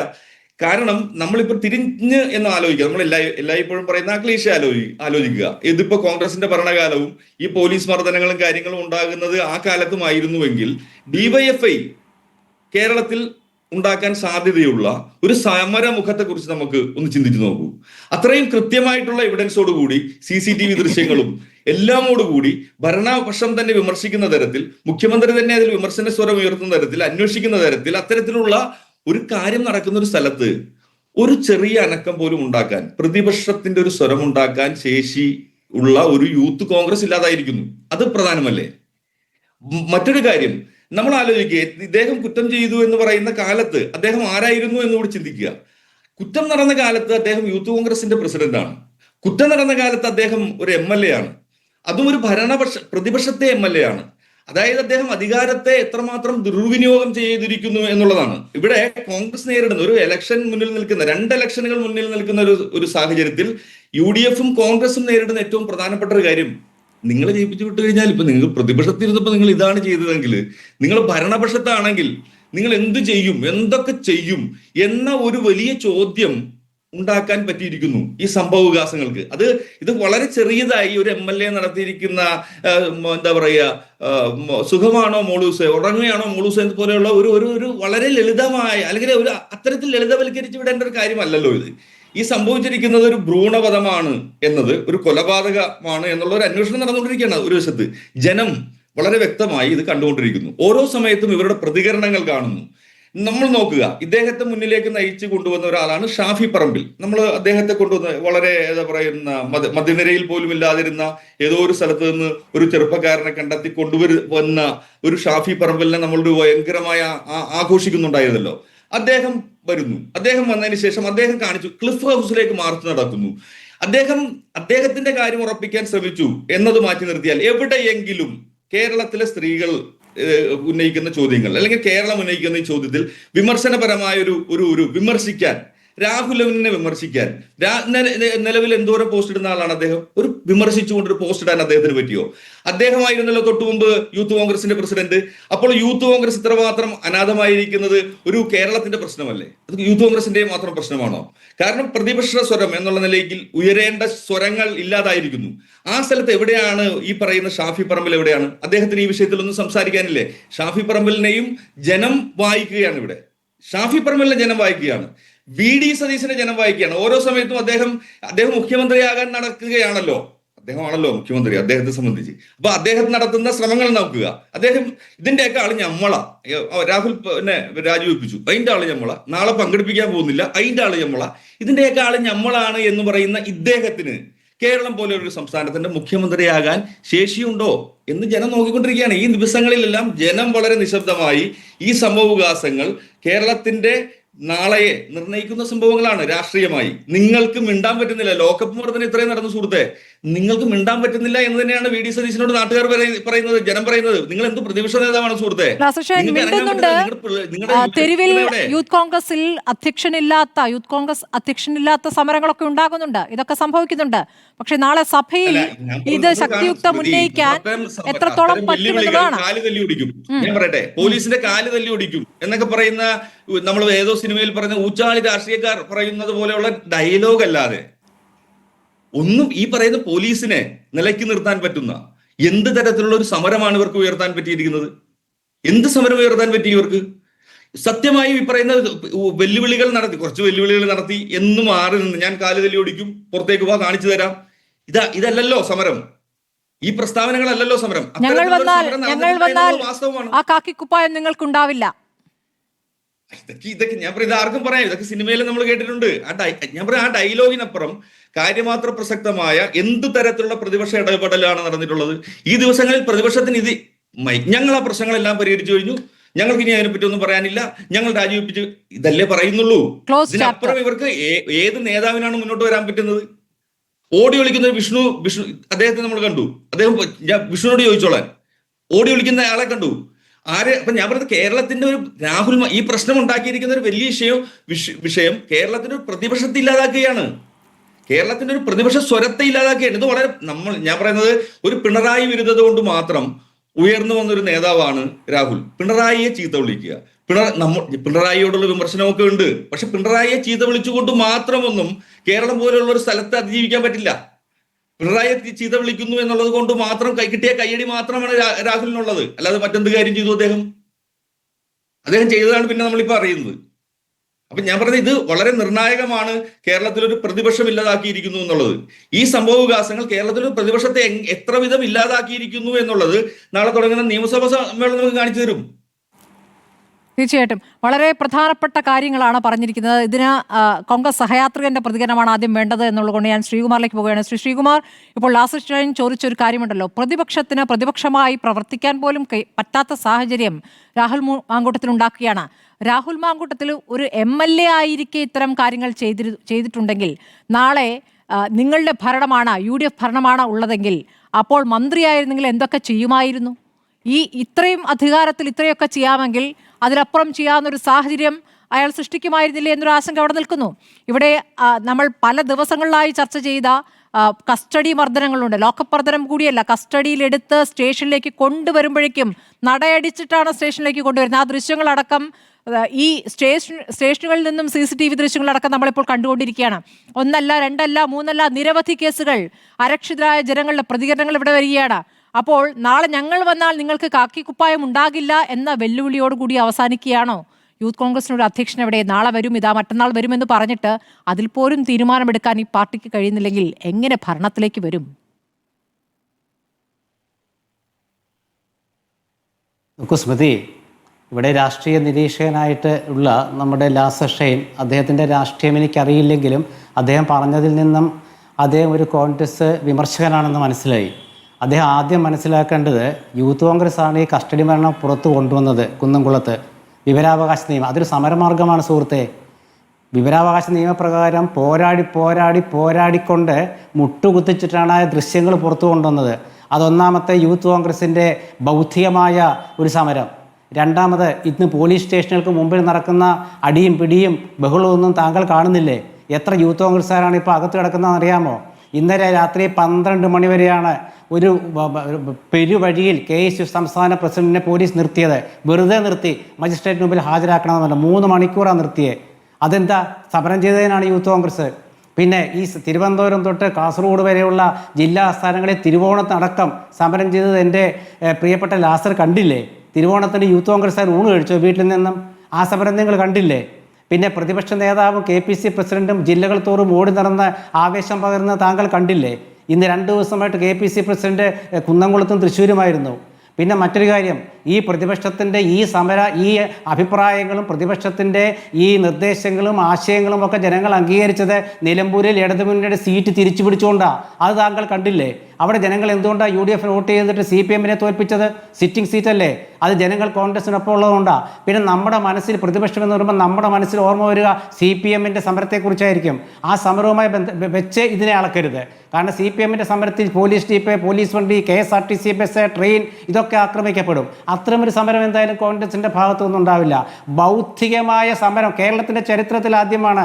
ശ്രീ ലാസർ മനസ്സിലാക്കണം, വിവരാവകാശ പ്രകാരം കൊടുത്തില്ല പോലീസ് സ്റ്റേഷനിലെ ദൃശ്യം. ഇപ്പം എത്ര ദൃശ്യങ്ങൾ വഴിയായിട്ട് കിട്ടി. നാളെ ലാസറിന് ഒരു അനുഭവം ഉണ്ടായ ലാസർ ചോദിച്ചാലും കിട്ടും. അതിൻ്റെ വഴിവെച്ചതാരാ? കുന്നംകുളത്തെ 4 യൂത്ത് കോൺഗ്രസ് നേതാക്കളാ, പ്രാദേശിക നേതാക്കളാ. അതാദ്യം മനസ്സിലാക്കൂ. അതാണ് പ്രതിപക്ഷം എന്ന് പറഞ്ഞാൽ അടിയും പിടിയും ഉണ്ടാക്കലല്ല, കൃത്യമായിട്ട് കാര്യങ്ങൾ ജനങ്ങളെ ബോധ്യപ്പെടുത്തി ജനങ്ങളുടെ അംഗീകാരം നേടാന്നുള്ളതാണ്. അത് തൃക്കാക്കരയും പുതുപ്പള്ളിയും അതുപോലെ പാലക്കാട് ഒന്നും ഞാൻ പറയുന്നില്ല, നിലമ്പൂർ മാത്രം എടുത്താൽ മതി. വയനാട്ടിലത്തെ പ്രിയങ്കയുടെ വൻ ഭൂരിപക്ഷവും ഞാൻ പറയുന്നില്ല, നിലമ്പൂർ മാത്രം എടുത്താൽ മതി. പിന്നെ അടുത്ത നിയമസഭയിലത്തെ കാര്യം, ഈ കോൺഗ്രസിൻ്റെ ഒരു തീരുമാനം രാഹുൽ മാങ്കൂട്ടത്തിലിനെ പ്രഥമ ദൃഷ്ടിയാ അദ്ദേഹത്തിൻ്റെ തെറ്റുപറ്റിയെന്ന് ബോധ്യപ്പെട്ടുകൊണ്ട് പാർട്ടിയിൽ നിന്ന് മാറ്റിയില്ലായിരുന്നെങ്കിൽ ഇവിടെ ഉണ്ടാകുന്ന കഥ ശ്രീ കാരശ്ശേരി മാഷ് അടക്കം ചോദ്യം ചെയ്യുമായിരുന്നു. ഇനി പാർട്ടിയിൽ നിന്ന് മാറ്റിയതിന് ശേഷം സമൂഹത്തിൽ 2 അഭിപ്രായം വന്നു ശ്രീമതി സ്മൃതി. അതാണ് ഐഷ പോറ്റിയുടെ കാര്യം ഞാൻ പറഞ്ഞത്. ഐഷ പോറ്റി വനിതാ നേതാവല്ലേ? ആ അഭിപ്രായമുണ്ട്, 2 അഭിപ്രായമുണ്ട് രാഹുലിൻ്റെ കാര്യത്തിൽ. നമ്മളത് കാണാതിരുന്നുകൂടാ. അദ്ദേഹം തെറ്റുകാരനാണെന്ന് തെളിയിക്കപ്പെട്ടിട്ട് തിരിച്ചു വന്നാൽ MLA സ്ഥാനം തിരിച്ചു കൊടുക്കുമോ എന്ന് ഗോവിന്ദ മാഷ് ചോദിക്കുന്ന പോലെ ഞാൻ ചോദിക്കുന്നില്ല. പക്ഷേ അദ്ദേഹത്തിന് തെറ്റുകാരനാണോ അല്ലേ എന്ന് തെളിയിക്കാൻ വേണ്ടി നിയമ സംവിധാനമാണ്. അവിടേക്ക് എത്തണം. പോലീസിന് എത്തിക്കാൻ പറ്റുന്നില്ല. പോലീസിലേക്ക് എത്തിക്കാൻ പറ്റുന്നില്ല എന്ന് പറയുമ്പോൾ സമൂഹ മാധ്യമങ്ങളിലെ യുദ്ധമുണ്ടല്ലോ. ഇപ്പോൾ ഈ പറയുന്ന രാഹുൽ മാങ്കൂട്ടത്തിൽ പക്ഷമായി പ്രവർത്തിക്കുന്ന ഒരു സൈബർ കൂട്ടം, ആ സൈബർ കൂട്ടം ഇത്രയും കാലം UDF-ന് വേണ്ടി, കോൺഗ്രസിന് വേണ്ടി ഒരുമിച്ച് പ്രവർത്തിക്കുകയായിരുന്നു. പക്ഷേ ഇപ്പോൾ അത് പൂർണ്ണമായും രാഹുൽ മാങ്കൂട്ടത്തിൽ വിഭാഗത്തിലേക്ക് പോകുന്നു. അപ്പുറത്ത് VD സതീശിന് വേണ്ടി ഒരു പക്ഷം മറുപടി പറയുന്നു. ഈ തരത്തിൽ കോൺഗ്രസിൽ തന്നെ വലിയ തമ്മിൽ തല്ലാണ് ഈ വിഷയത്തിൽ എന്ന് തോന്നിക്കും വിധത്തിൽ സൈബർ കൂട്ടങ്ങൾ കാര്യങ്ങൾ കൈയടക്കിയാണ്. ഇവരെ നിയന്ത്രിക്കാനുള്ള ഒരു സംവിധാനം മുതിർന്ന നേതാക്കൾക്ക് പോലുമില്ല. അവരുടെ കയ്യിൽ നിന്ന് കാര്യങ്ങൾ പോയി എന്നുള്ളതല്ലേ ഇപ്പോൾ കാണാനാകുന്നത്. നോക്കൂ ശ്രീമതി സ്മൃതി, സൈബർ കൂട്ടങ്ങൾ എന്നുള്ളത് മുഖമില്ലാത്തതാണ്. ജനങ്ങൾ ആ വിഷയം ചർച്ച ചെയ്യുന്നില്ല. അത് ചർച്ച ചെയ്യുന്ന നമ്മളെ പോലുള്ള കുറച്ച് പേരാണ്. സൈബർ വിഭാഗത്തിലെ സൈബർ ഇടങ്ങളിലെ ഏതെങ്കിലും കീടങ്ങൾ എന്തെങ്കിലും രീതിയിലൊക്കെ പറഞ്ഞാൽ അതൊന്നും ആരും വിലവെക്കില്ല. പ്രത്യക്ഷത്തിൽ ആരാണ് പറയുന്നത്? ഏത് നേതാവാണ് പരസ്പര ഭിന്നാഭിപ്രായങ്ങൾ പറഞ്ഞത്? അഭിപ്രായങ്ങൾ പറയാം, അത് കോൺഗ്രസിൽ പണ്ടും പറയാം. അഭിപ്രായങ്ങൾ വ്യത്യാസങ്ങൾ എല്ലാം ഐകകണ്ഠേന പറയുന്ന സ്വഭാവം കോൺഗ്രസിനില്ല. എന്നാലും മിണ്ടുന്നുണ്ടല്ലോ. ഇവിടെ ലാസർ ഷൈൻ മിണ്ടാത്തവരെ കുറിച്ച് കണ്ടില്ലല്ലോ. ഇത്രയും അധികം പോലീസ് മർദ്ദനവും എല്ലാം ഉണ്ടായിട്ടും 12 ദിവസമായിട്ട് എവിടെ സുഹൃത്തെ താങ്കൾ ഒക്കെ വോട്ട് ചെയ്ത് ജയിപ്പിച്ച മുഖ്യമന്ത്രി എന്താ മിണ്ടാത്തെ? ഇന്ന് അദ്ദേഹത്തോട് പത്രലേഖകർ ചോദിച്ചു, പോലീസ് മർദ്ദനമാണല്ലോ എന്ന്. ഇങ്ങനെ രൂക്ഷമായി നോക്കിക്കൊണ്ട് അദ്ദേഹം പോവുക. ഒരു മറുപടി പറയാൻ എന്താ അദ്ദേഹത്തിന് ചങ്കൂറ്റമില്ലാതെ പോയത്? അത് നിങ്ങൾ കാണുന്നില്ലല്ലേ? പാർട്ടി സെക്രട്ടറി എവിടെയാ സുഹൃത്തെ? എവിടെ പോയി വിളിച്ചിരിക്കുക? അത് നിങ്ങൾ കാണുന്നില്ലല്ലേ? പ്രതിപക്ഷ നേതാവ് ദിവസവും എന്ന് പറഞ്ഞിട്ട് നിങ്ങളത് കേൾക്കുന്നില്ല. KPCC പറയേണ്ടത് നിങ്ങൾ കേൾക്കുന്നതും കാണുന്നുമില്ല. മുഖ്യമന്ത്രി മിണ്ടാത്ത നിങ്ങൾ കാണുന്നതേയില്ല. പാർട്ടി സെക്രട്ടറി മിണ്ടാത്ത നിങ്ങൾ കാണുന്നതേയില്ല. യൂത്ത് കോൺഗ്രസ് സമരം ചെയ്യുന്നത് നിങ്ങൾ കാണുന്നതേയില്ല. അപ്പോൾ നിങ്ങളുടെ മനസ്സ് എനിക്ക് മാറ്റാൻ കഴിയില്ല. ഒന്ന്. പിന്നെ കാരശ്ശേരി മാസ്റ്ററോടൊരു കാര്യം പറഞ്ഞു, MLA കുറിച്ച്. MLA എന്നുള്ള സ്ഥാനം രാജിവെക്കണോ വേണ്ടയോ എന്നുള്ളത് രാഹുൽ മാങ്കൂട്ടത്തിൽ തീരുമാനിക്കാമെന്ന് ആദ്യമേ തന്നെ കോൺഗ്രസ് പറഞ്ഞിട്ടുണ്ട്. അതിന് പറയാനുള്ള പ്രധാനപ്പെട്ട കാരണം 2 അഭിപ്രായങ്ങൾ വന്നുകൊണ്ടാണ്. പാർട്ടിക്ക് ചെയ്യാൻ പറ്റാവുന്ന പാർട്ടിയിൽ നിന്ന് മാറ്റി നിർത്താമെന്നുള്ളതാണ്. അദ്ദേഹം പാർട്ടി നേതാവല്ല, പാർട്ടിയുടെ സംരക്ഷണവും ഇല്ല, അതുപോലെ തന്നെ പാർലമെന്ററി പാർട്ടിയിലും ഇല്ല. അതാണ് പാർട്ടിക്ക് ചെയ്യാൻ പറ്റാവുന്നത്. പിന്നെ നിയമപരമായിട്ട് അദ്ദേഹം പോരാടണം. ഇവിടെ നിരീക്ഷകനായ ശ്രീ ലാസറെ ഇടതുമുന്നണി MLA-മാരെ കുറിച്ച് എന്താ കാണാത്തത്? അദ്ദേഹം മറന്നുപോയി അവരെക്കുറിച്ച്. ഇടതുമുന്നണിയുടെ 4 MLA-മാർ ഒരു മന്ത്രിയോട് ഇരിപ്പുണ്ട്. ആരോപണം കേട്ടവരാ. കുറ്റപത്രം ഉണ്ട് MLA-ക്ക്. അത് ഞാൻ പറഞ്ഞുതരാം, താങ്കൾ മറന്നു. പക്ഷെ കുറ്റപത്രം ഉള്ള MLA നിയമസഭയിൽ ഇരിപ്പുണ്ട്. അതും താങ്കൾ കാണണം. ഏകപക്ഷീയമായി കാണരുത്. നിരീക്ഷണം എന്ന് പറയുമ്പോൾ ഒന്നിൽ എന്നെ പോലെ നിരീക്ഷിക്കാം, കോൺഗ്രസ് പക്ഷത്ത് നിന്നുകൊണ്ടുള്ള നിരീക്ഷണമാവാം, അതല്ലെങ്കിൽ 2 നിരീക്ഷണം. കാരശ്ശേരി മാസ്റ്റർ ചിന്തയിൽ വന്ന കാര്യം അദ്ദേഹം പറയുന്നു, ലാസർ ഷൈന് തോന്നിയ കാര്യം ലാസർ ഷൈൻ പറയുന്നു. ലാസർ ഷൈൻ പറയുന്നുണ്ടല്ലോ, ഇവിടെ നിരവധി വിഷയങ്ങളുണ്ട്. 10 വർഷമായിരിക്കുന്ന ഭരണവുമായി ബന്ധപ്പെട്ട് ഒരുപാട് പരാതികളുണ്ട്. അത് ആ രൂപത്തിൽ ഉന്നയിക്കാൻ കഴിയുന്നുണ്ടോ, അതോ നിങ്ങൾ പ്രതിരോധത്തിലാണോ എന്ന് ചോദ്യം ചോദിച്ചൂടെ? നോക്കൂ ശ്രീമതി സ്മൃതി, ഞാൻ ഈ 2 പേരുടെയും കാരശ്ശേരി മാഷിൻ്റെ സുഹൃത്തും എല്ലാമാണ് അദ്ദേഹം. കാരശ്ശേരി മാസ്റ്റർ പറഞ്ഞതാണെങ്കിലും ലാസർ പറഞ്ഞതാണെങ്കിലും ശരി, ഞാൻ അവരുടെ അഭിപ്രായം മാനിച്ചുകൊണ്ടാണ് ഞാൻ വിമർശിക്കുന്നത്. കാരണം ഒരു ഭാഗത്തെ കുറിച്ച് മാത്രം അദ്ദേഹം എന്താ പറഞ്ഞത്? യൂത്ത് കോൺഗ്രസ് എവിടെയെന്ന് അദ്ദേഹം ചോദിച്ചത്? യൂത്ത് കോൺഗ്രസ് എവിടെയെന്ന് അദ്ദേഹം ചോദിച്ചത് തെറ്റല്ലേ ശ്രീമതി സ്മൃതി? കാരണം യൂത്ത് കോൺഗ്രസിന് പ്രസിഡന്റ് ഇല്ല, ശരി, ഒരു കമ്മിറ്റിയാണ് യൂത്ത് കോൺഗ്രസ്. ആ കമ്മിറ്റിക്ക് വൈസ് പ്രസിഡന്റുമാരുണ്ട്. ആ വൈസ് പ്രസിഡന്റുമാരുടെ നേതൃത്വത്തിലാണ് സമരം നടക്കുന്നത്. ജില്ലാ കമ്മിറ്റികളാണ് സമരം നടത്തുന്നത്. അതാണ് യൂത്ത് കോൺഗ്രസ് എന്ന് പറയുന്നത്. അല്ലാതെ ഒരു പ്രസിഡന്റ് രാജിവെച്ചാൽ ഈ പ്രസിഡന്റ് ഇല്ലാത്തതുകൊണ്ട് പിന്നെ ആ സംഘടന ഇല്ലാതാകുന്നില്ല. അവിടെ വേറെ കൂട്ടായ ഉത്തരവാദിത്തമുള്ള നേതൃനിരയുണ്ട്. 2 വൈസ് പ്രസിഡന്റുമാരാണല്ലോ. ഒരാളെ പിക്ക് ചെയ്യാൻ പറ്റുന്നില്ല, ഒരാളെ അങ്ങ് തീരുമാനിക്കുമ്പോൾ അപ്പുറത്തുനിന്നും പൊട്ടുകയാണ്.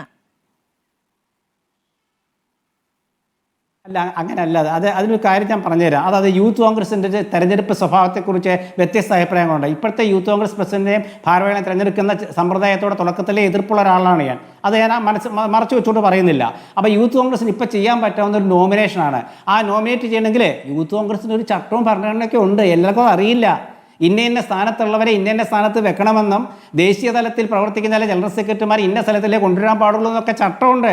അതൊക്കെ പാലിക്കപ്പെടണം. അതിന് കോൺഗ്രസ് പോലെയുള്ള പ്രസ്ഥാനത്തിൽ ഇത് കുറച്ച് ബുദ്ധിമുട്ട് തന്നെയാണ്, സംശയമൊന്നുമില്ല. പക്ഷെ ഒരു കാര്യം ഞാൻ ഇവിടെ പറയുന്നത് വെച്ചാൽ, ഞാൻ ഈ നമ്മുടെ ലാസർ ഷൈൻ്റെ അഭിപ്രായമാണെങ്കിലും അതുപോലെ കാരശ്ശേരി മാസ്റ്ററുടെ അഭിപ്രായമാണെങ്കിലും ആ അഭിപ്രായം പറയുമ്പോൾ ആ അഭിപ്രായത്തിൽ നമുക്ക് തോന്നുമല്ലോ ചില കാര്യങ്ങൾ. ഇപ്പോൾ മുഖ്യമന്ത്രി ഈ വിഷയത്തെക്കുറിച്ച് പ്രതികരിക്കാത്ത എന്തുകൊണ്ടാണെന്ന് ഒരു വാക്ക് ഞാൻ ലാസറിൽ നിന്ന് പ്രതീക്ഷിച്ചു. കാരണം കേരളം ഏറ്റവും ചർച്ച ചെയ്യപ്പെടുന്നത് രാഹുൽ മാങ്കൂട്ടത്തിന് വിഷയമല്ല. കേരളം ഏറ്റവും ചർച്ച ചെയ്യുന്ന വിഷയം പോലീസുകാർ തല്ലുന്നവരുടെ എണ്ണം കൂടുകയാണ് സുഹൃത്തെ. എല്ലായിടത്തും കോൺഗ്രസ്സുകാർ മാത്രമല്ല, CPM-കാർക്ക് അടി കിട്ടുന്നു, മുസ്തഫയുടെ പാർട്ടിക്കാർക്കും അടി കിട്ടുന്നു, എല്ലാവർക്കും കിട്ടുന്നുണ്ട് അടി. അതിലെന്തുകൊണ്ട് മുഖ്യമന്ത്രി പ്രതികരിക്കുന്നില്ല? ഇന്നടക്കം സ്മൃതി ഒന്ന് കാണിച്ചു കൊടുക്കുക. സീൻ മുഖ്യമന്ത്രി പത്രലേഖയുടെ മുമ്പിൽ കൂടെ പോകുന്ന സീനെന്ന് കാണിച്ചു കൊടുക്കുക. തീർച്ചയായും. അപ്പൊ അത് മനസ്സിലാക്കുമ്പോൾ എന്നെ പോലുള്ളത് ഇത് പറയാൻ തോന്നും. ഈ 2 പേരെയും ബഹുമാനിച്ചുകൊണ്ട് തന്നെയാണ് ഞാൻ ഇത്രയും പറഞ്ഞത്. തീർച്ചയായും മുസ്തഫയിലേക്ക് വരാം. ശ്രീ VPP മുസ്തഫ, നാളെ രാഹുൽ വരില്ല എന്നുള്ളതാണ് ഇപ്പോൾ പൊതുവെ ഉയർന്നിരിക്കുന്ന അഭിപ്രായം. അങ്ങനെ പാർട്ടിയെ പ്രതിരോധത്തിലാക്കി വന്നാൽ തന്നെ വീണ്ടും ആ പാർട്ടിയിൽ തന്നെ നിൽക്കേണ്ടതാണല്ലോ. അപ്പോൾ അദ്ദേഹത്തിന്റെ ഭാവി കൂടി പരിഗണിച്ചുകൊണ്ട് വരാൻ സാധ്യതയില്ല. അങ്ങനെ വരാത്ത രാഹുൽ വിഷയമാണോ സഭയിൽ ഭരണപക്ഷം പ്രധാനമായി ഉന്നയിക്കാൻ പോകുന്നത്? അങ്ങനെ ഉന്നയിക്കുമ്പോൾ ആ സഭാ സമ്മേളനത്തിൽ മുകേഷ് MLA ഉണ്ടല്ലോ, ശശീന്ദ്രൻ മന്ത്രിയുണ്ടല്ലോ. അപ്പോൾ എങ്ങനെയാണ് ആ വിഷയം നിങ്ങൾക്ക് ഉന്നയിക്കാനാവുക? മറുവശത്ത് സർക്കാരിനെതിരെ അതിശക്തമായ വിഷയങ്ങളുണ്ട്. ഇന്ന് പോലും ഇത്രയധികം പോലീസ് അതിക്രമങ്ങളുടെ വാർത്തകൾ വന്നിട്ടും നമ്മുടെ ആഭ്യന്തരമന്ത്രി മാധ്യമങ്ങളുടെ ചോദ്യത്തിന് മറുപടി പറയാതെ രൂക്ഷമായി നോക്കി നടന്നു പോകുന്നത് കേരളം കണ്ടിട്ടുണ്ട്.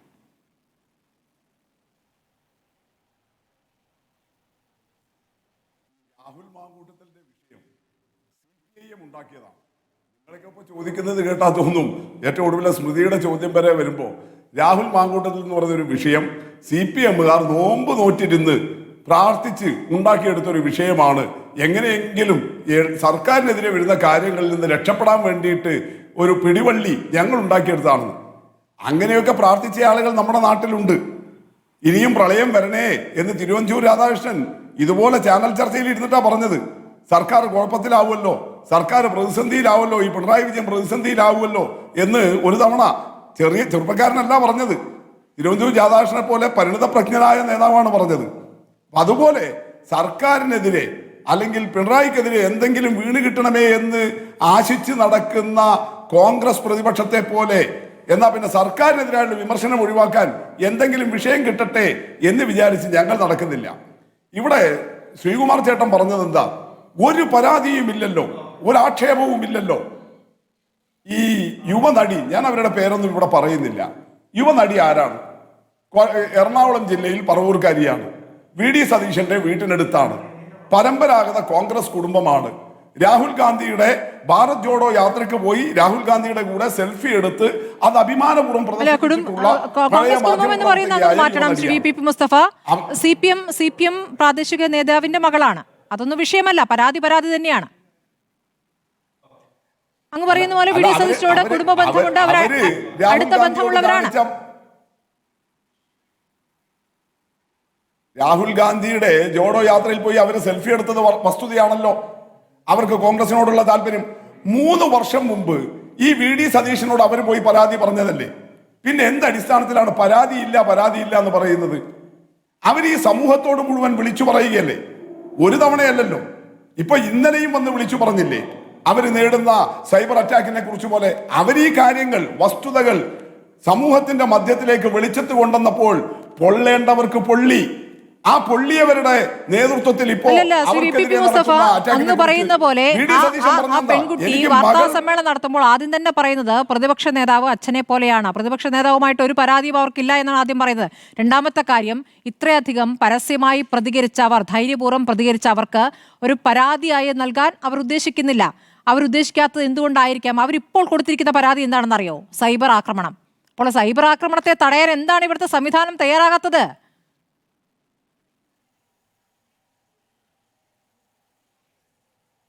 സ്മൃതി, പിന്നെ ഏതാണ്ടൊരു 20-25 മിനിറ്റൊക്കെയാണ് അപ്പുറത്തുള്ളവർ സംസാരിച്ചത്.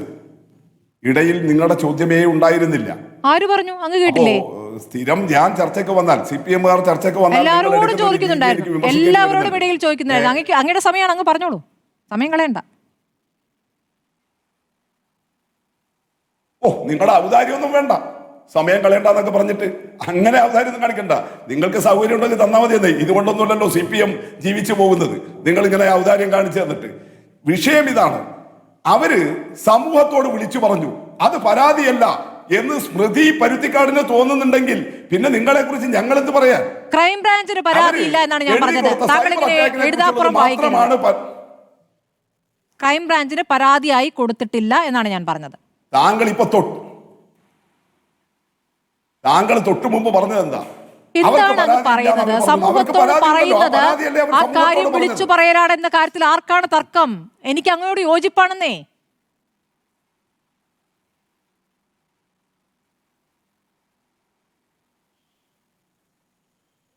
കഴിഞ്ഞോ?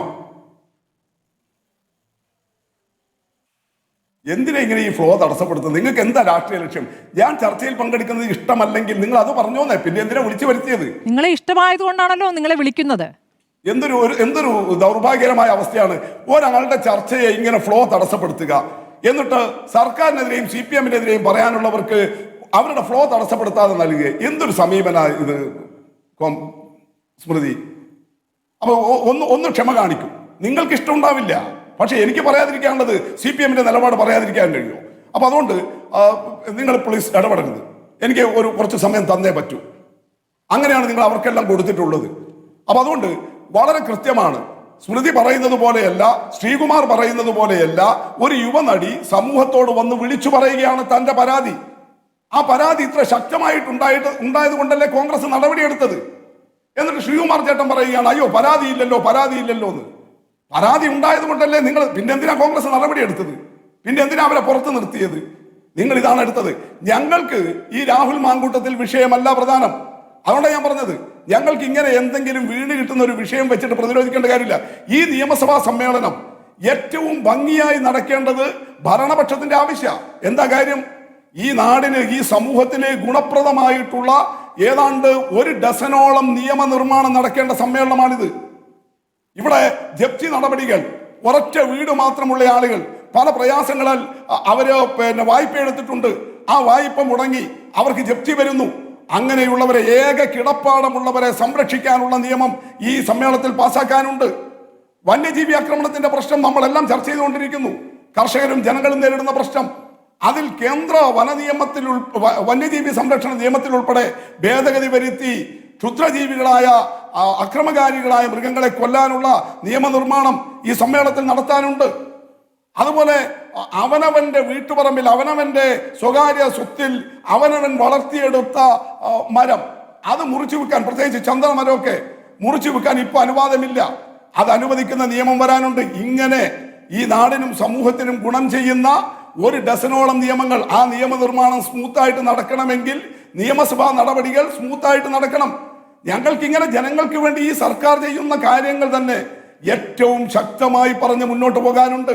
ഞങ്ങൾക്ക് അതുകൊണ്ട് അപ്പുറത്ത് പ്രതിപക്ഷത്തെ ഏതെങ്കിലും ഇതുപോലെ ചീഞ്ഞു നാറിയ എന്തെങ്കിലും ഒരു സംഗതി വീട് കിട്ടിയിട്ട് അതുവഴി ഞങ്ങളുടെ സർക്കാരിനെ പ്രതിരോധിക്കേണ്ട ഒരു കാര്യമില്ല. സർക്കാർ ചെയ്യുന്ന നല്ല കാര്യങ്ങൾ തന്നെ, സർക്കാർ ഈ നാടിനും സമൂഹത്തിനും വേണ്ടി ചെയ്യുന്ന ഗുണപരമായ കാര്യങ്ങൾ തന്നെ ഞങ്ങൾക്ക് എത്രയോ അവതരിപ്പിക്കാനുണ്ട്. ഇനി മുഖ്യമന്ത്രി സംസാരിക്കുന്നില്ല, പ്രസംഗിക്കുന്നില്ല, അല്ലെങ്കിൽ മറുപടി പറയുന്നില്ല. നിങ്ങൾ നോക്കൂ, അടിയന്തര പ്രമേയങ്ങൾ നിയമസഭയിൽ പ്രതിപക്ഷത്തിന്റെ ഏറ്റവും ശക്തമായ ഉപകരണങ്ങളിൽ ഒന്നാണല്ലോ അടിയന്തര പ്രമേയം. ഈ പിണറായി വിജയൻ മുഖ്യമന്ത്രിയായ 2016 മുതൽ ഇങ്ങോട്ട് ഈ 9 വർഷത്തിനിടയിൽ എത്രയേറെ അടിയന്തര പ്രമേയങ്ങൾ ചർച്ചയ്ക്ക് അനുവദിച്ചു. സാധാരണ ഉണ്ടാകാറെന്താ? അടിയന്തര പ്രമേയത്തിന് പ്രതിപക്ഷത്തുനിന്ന് അടിയന്തര പ്രമേയം അനുവദിക്കും, ഭരണപക്ഷത്തുനിന്ന് മന്ത്രിമാർ മറുപടി പറയും, അത് സ്പീക്കർ തിരസ്കരിക്കും, ബോയ്ക്കോട്ട്, ഇത്രയേ ഉണ്ടാവാറുള്ളൂ. എന്നാൽ 15ഓളം വിഷയങ്ങളിൽ അടിയന്തര പ്രമേയം ചർച്ചക്കെടുക്കാം എന്ന് പറഞ്ഞ് മറ്റു സഭാ നടപടികൾ, നേരത്തെ നിശ്ചയിച്ച സഭാ നടപടികൾ മാറ്റിവെച്ച് അടിയന്തര പ്രമേയത്തിൽ അത്തരം വിഷയങ്ങളിൽ ചർച്ച നടത്തി സർക്കാരിന്റെ ഭാഗം മുഖ്യമന്ത്രി ഉൾപ്പെടെ വിശദീകരിക്കാൻ ആർജവം കാട്ടിയ ഗവൺമെന്റ്. ശരി, ഇത്രയും പറഞ്ഞ സ്ഥിതിക്ക് ശ്രീ വി.പി. മുസ്തഫ, സഭയിൽ മാത്രമേ മുഖ്യമന്ത്രി മിണ്ടുകയുള്ളൂ. സർക്കാരുമായി ബന്ധപ്പെട്ട്, ആഭ്യന്തര വകുപ്പുമായി ബന്ധപ്പെട്ട് ഉയർന്നിരിക്കുന്ന ഗുരുതരമായ ആരോപണങ്ങളിൽ എന്നാണോ മനസ്സിലാക്കേണ്ടത് ശ്രീ വി.പി. മുസ്തഫ? മറ്റു കാര്യങ്ങൾ ശ്രീ വി.പി. മുസ്തഫ, ശ്രീ വി.പി. മുസ്തഫ, വിഷയത്തിൽ പരാതി പറഞ്ഞയാൾ ഇപ്പൊ എവിടെ കിടക്കുക? സമൂഹ മാധ്യമങ്ങളിലൂടെ അതത് വിഷയങ്ങളിൽ അപ്പോൾ പ്രതികരിക്കുന്ന മുഖ്യമന്ത്രി ആഭ്യന്തര വകുപ്പിന്റെ വീഴ്ചയെക്കുറിച്ച് ഇതുവരെ പ്രതികരിക്കാത്തത് എന്ത്? പോലീസ് അതിക്രമം, ആ കുന്നംകുളത്തെ പോലീസ് അതിക്രമത്തിൽ നിങ്ങളിപ്പോ വലിയ കോൺഗ്രസ് നേതാവായിട്ട് കൊണ്ടു നടക്കുന്ന KC വേണുഗോപാൽ പോയിട്ട് സ്വർണ്ണമോതിരം സമ്മാനിക്കുന്ന സുജിത്ത് 2023 ആ സുജിത്തിനെ കുറിച്ച് നിങ്ങൾ ചാനലുകൾ തന്നെ നൽകിയ വാർത്ത എന്താ? അന്ന് സുജിത്ത് അവിടെ പൊതുസ്ഥലത്ത് മദ്യപിച്ച് ബഹളമുണ്ടാക്കിയതിന്റെ പ്രശ്നങ്ങൾ നിങ്ങളെല്ലാം അവതരിപ്പിച്ച വാർത്തയിലുള്ളതല്ലേ? അങ്ങനെ ഒരാളെ കുറിച്ചിട്ടാണ് നിങ്ങൾ ഇപ്പോൾ അത് ശരി, പോലീസ് നൽകിയ റിപ്പോർട്ടാണ്, പോലീസ് നൽകിയ റിപ്പോർട്ടാണ്. ആ പോലീസിന്റെ കള്ളത്തരമാണ് ഇപ്പോൾ പുറത്തു വന്നിരിക്കുന്നത്. ശ്രീ വി.പി. മുസ്തഫ, പോലീസ് നൽകിയ റിപ്പോർട്ടാണ് പുറത്തു വന്നിരിക്കുന്നത്. മദ്യപിച്ചിട്ടില്ല എന്ന് വൈദ്യപരിശോധനയിൽ തെളിഞ്ഞതാണ് വി.പി. മുസ്തഫ. ഞങ്ങൾക്ക് അക്കാര്യത്തിലൊന്നും വേറെ ഒരു തരത്തിലും ഏതെങ്കിലും ഇല്ല. ഇവിടെ ഐഷ പോറ്റിയുടെ കാര്യം പറഞ്ഞു. എന്താ ഉമാ തോമസ് പറഞ്ഞത്? എന്താ ഷാനിമോൾ ഉസ്മാൻ പറഞ്ഞത്? എന്തേ ഇതൊന്നും ശ്രീകുമാർ ചേട്ടൻ കേൾക്കാതെ പോകുന്നത്? ഇപ്പോ നമ്മുടെ മറ്റു 2 പാനലിസ്റ്റുകൾ അവര് ചില കാര്യങ്ങൾ പറയാതിരുന്നതിനെ കുറിച്ച് ശ്രീകുമാർ ചേട്ടൻ വലിയ നിലയിൽ പ്രയാസപ്പെട്ടല്ലോ. അങ്ങനെയാണെങ്കിൽ ഐഷ പോറ്റിയുടെ പ്രസ്താവന കാണുന്നയാൾ എന്തുകൊണ്ട് ഉമാ തോമസിന്റെയും ഷാനിമോൾ ഉസ്മാന്റെയും പ്രസ്താവനകൾ കേൾക്കാതെ പോയി? അവരെന്താ ഈ മാങ്കൂട്ടത്തലിനെ കുറിച്ച് പറഞ്ഞത്, ഈ നേതാവിനെ കുറിച്ചിട്ട് പറഞ്ഞിട്ടുള്ളത്? ശരിയാണ്, ഷാനിമോൾ ഉസ്മാൻ പറഞ്ഞത് ഇങ്ങനെ ഒരാൾ കേരള രാഷ്ട്രീയത്തിലേ വേണ്ട എന്നാണ് ഷാനിമോൾ ഉസ്മാൻ പറഞ്ഞിരുന്നത്. ഒറ്റ മിനിറ്റ് ഇടതുപക്ഷം തോറ്റതിനെ കുറിച്ച് അദ്ദേഹം പറഞ്ഞു. ആ തെരഞ്ഞെടുപ്പുകളിലെല്ലാം ഇടതുപക്ഷത്തിന്റെ മുൻ തെരഞ്ഞെടുപ്പിനേക്കാൾ ഇടതുപക്ഷത്തിന്റെ വോട്ട് നില കൂടി നിങ്ങൾ പറയൂ. നിങ്ങൾ പറഞ്ഞ പോലെ വലിയ ആന്റി ഇൻകംബൻസി ആണെങ്കിൽ ലോക്സഭാ തെരഞ്ഞെടുപ്പിൽ കിട്ടിയതിനേക്കാൾ ഞങ്ങൾ പുറകിലോട്ട് പോകണ്ടേ? ഞങ്ങൾക്ക് വലിയ തിരിച്ചടി ഉണ്ടായ ലോക്സഭാ തെരഞ്ഞെടുപ്പ്. ആ ലോക്സഭാ തെരഞ്ഞെടുപ്പിനേക്കാൾ ഈ പറഞ്ഞ മണ്ഡലങ്ങളിൽ ഞങ്ങളുടെ വോട്ട് കൂടിയോ ഇല്ലയോ അതുകൂടി നിങ്ങൾ പറയൂ. സമയം കൂടിയേ ഉള്ളൂ. ഞാൻ ഒന്ന് കാർശ്ശേരി മാഷിലേക്ക് പോകുന്നു. പക്ഷേ ഇന്നിപ്പോൾ പ്രിയങ്ക ഗാന്ധി അങ്ങയെ കണ്ടു, പ്രിയങ്ക ഗാന്ധിക്ക് ഒപ്പമുള്ള അങ്ങയുടെ ചിത്രങ്ങളും കണ്ടു. ഇവിടുത്തെ ഒരു രാഷ്ട്രീയ സാഹചര്യം, കോൺഗ്രസിലെ പ്രശ്നങ്ങൾ അങ്ങ് പറഞ്ഞോ?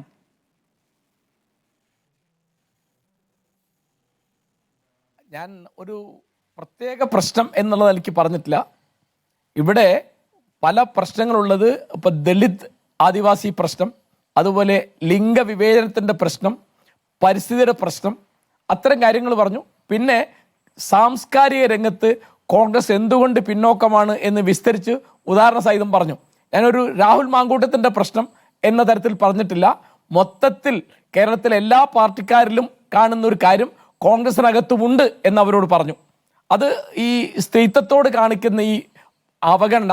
ഞാൻ പറഞ്ഞു, കേരളത്തിൽ ഒരിക്കലും ഒരു സ്ത്രീ മുഖ്യമന്ത്രി ആയിട്ടില്ല, കേരളത്തിൽ ഒരിക്കലും ഒരു സ്ത്രീ ആഭ്യന്തരമന്ത്രി ആയിട്ടില്ല, കേരളത്തിലെ പ്രധാനപ്പെട്ട ഒരു പാർട്ടിയിലും സംസ്ഥാന അധ്യക്ഷനോ സംസ്ഥാന സെക്രട്ടറിയോ ആയിട്ട് ഒരു സ്ത്രീ വന്നിട്ടില്ല. UP-യിൽ മായാവതി 4 വട്ടം മുഖ്യമന്ത്രിയായി എന്ന് ഞാൻ അവരോട് പറഞ്ഞു. അവരത് ശരിയാണെന്നും പറഞ്ഞു. ഓക്കെ, നമ്മുടെ സമയം കഴിഞ്ഞതുകൊണ്ടാണ്. വളരെ നന്ദി Shri VPP Musthafa, N Sreekumar, doctor MN Karassery, Lazar Shine ചർച്ചയിൽ പങ്കെടുത്തതിന്.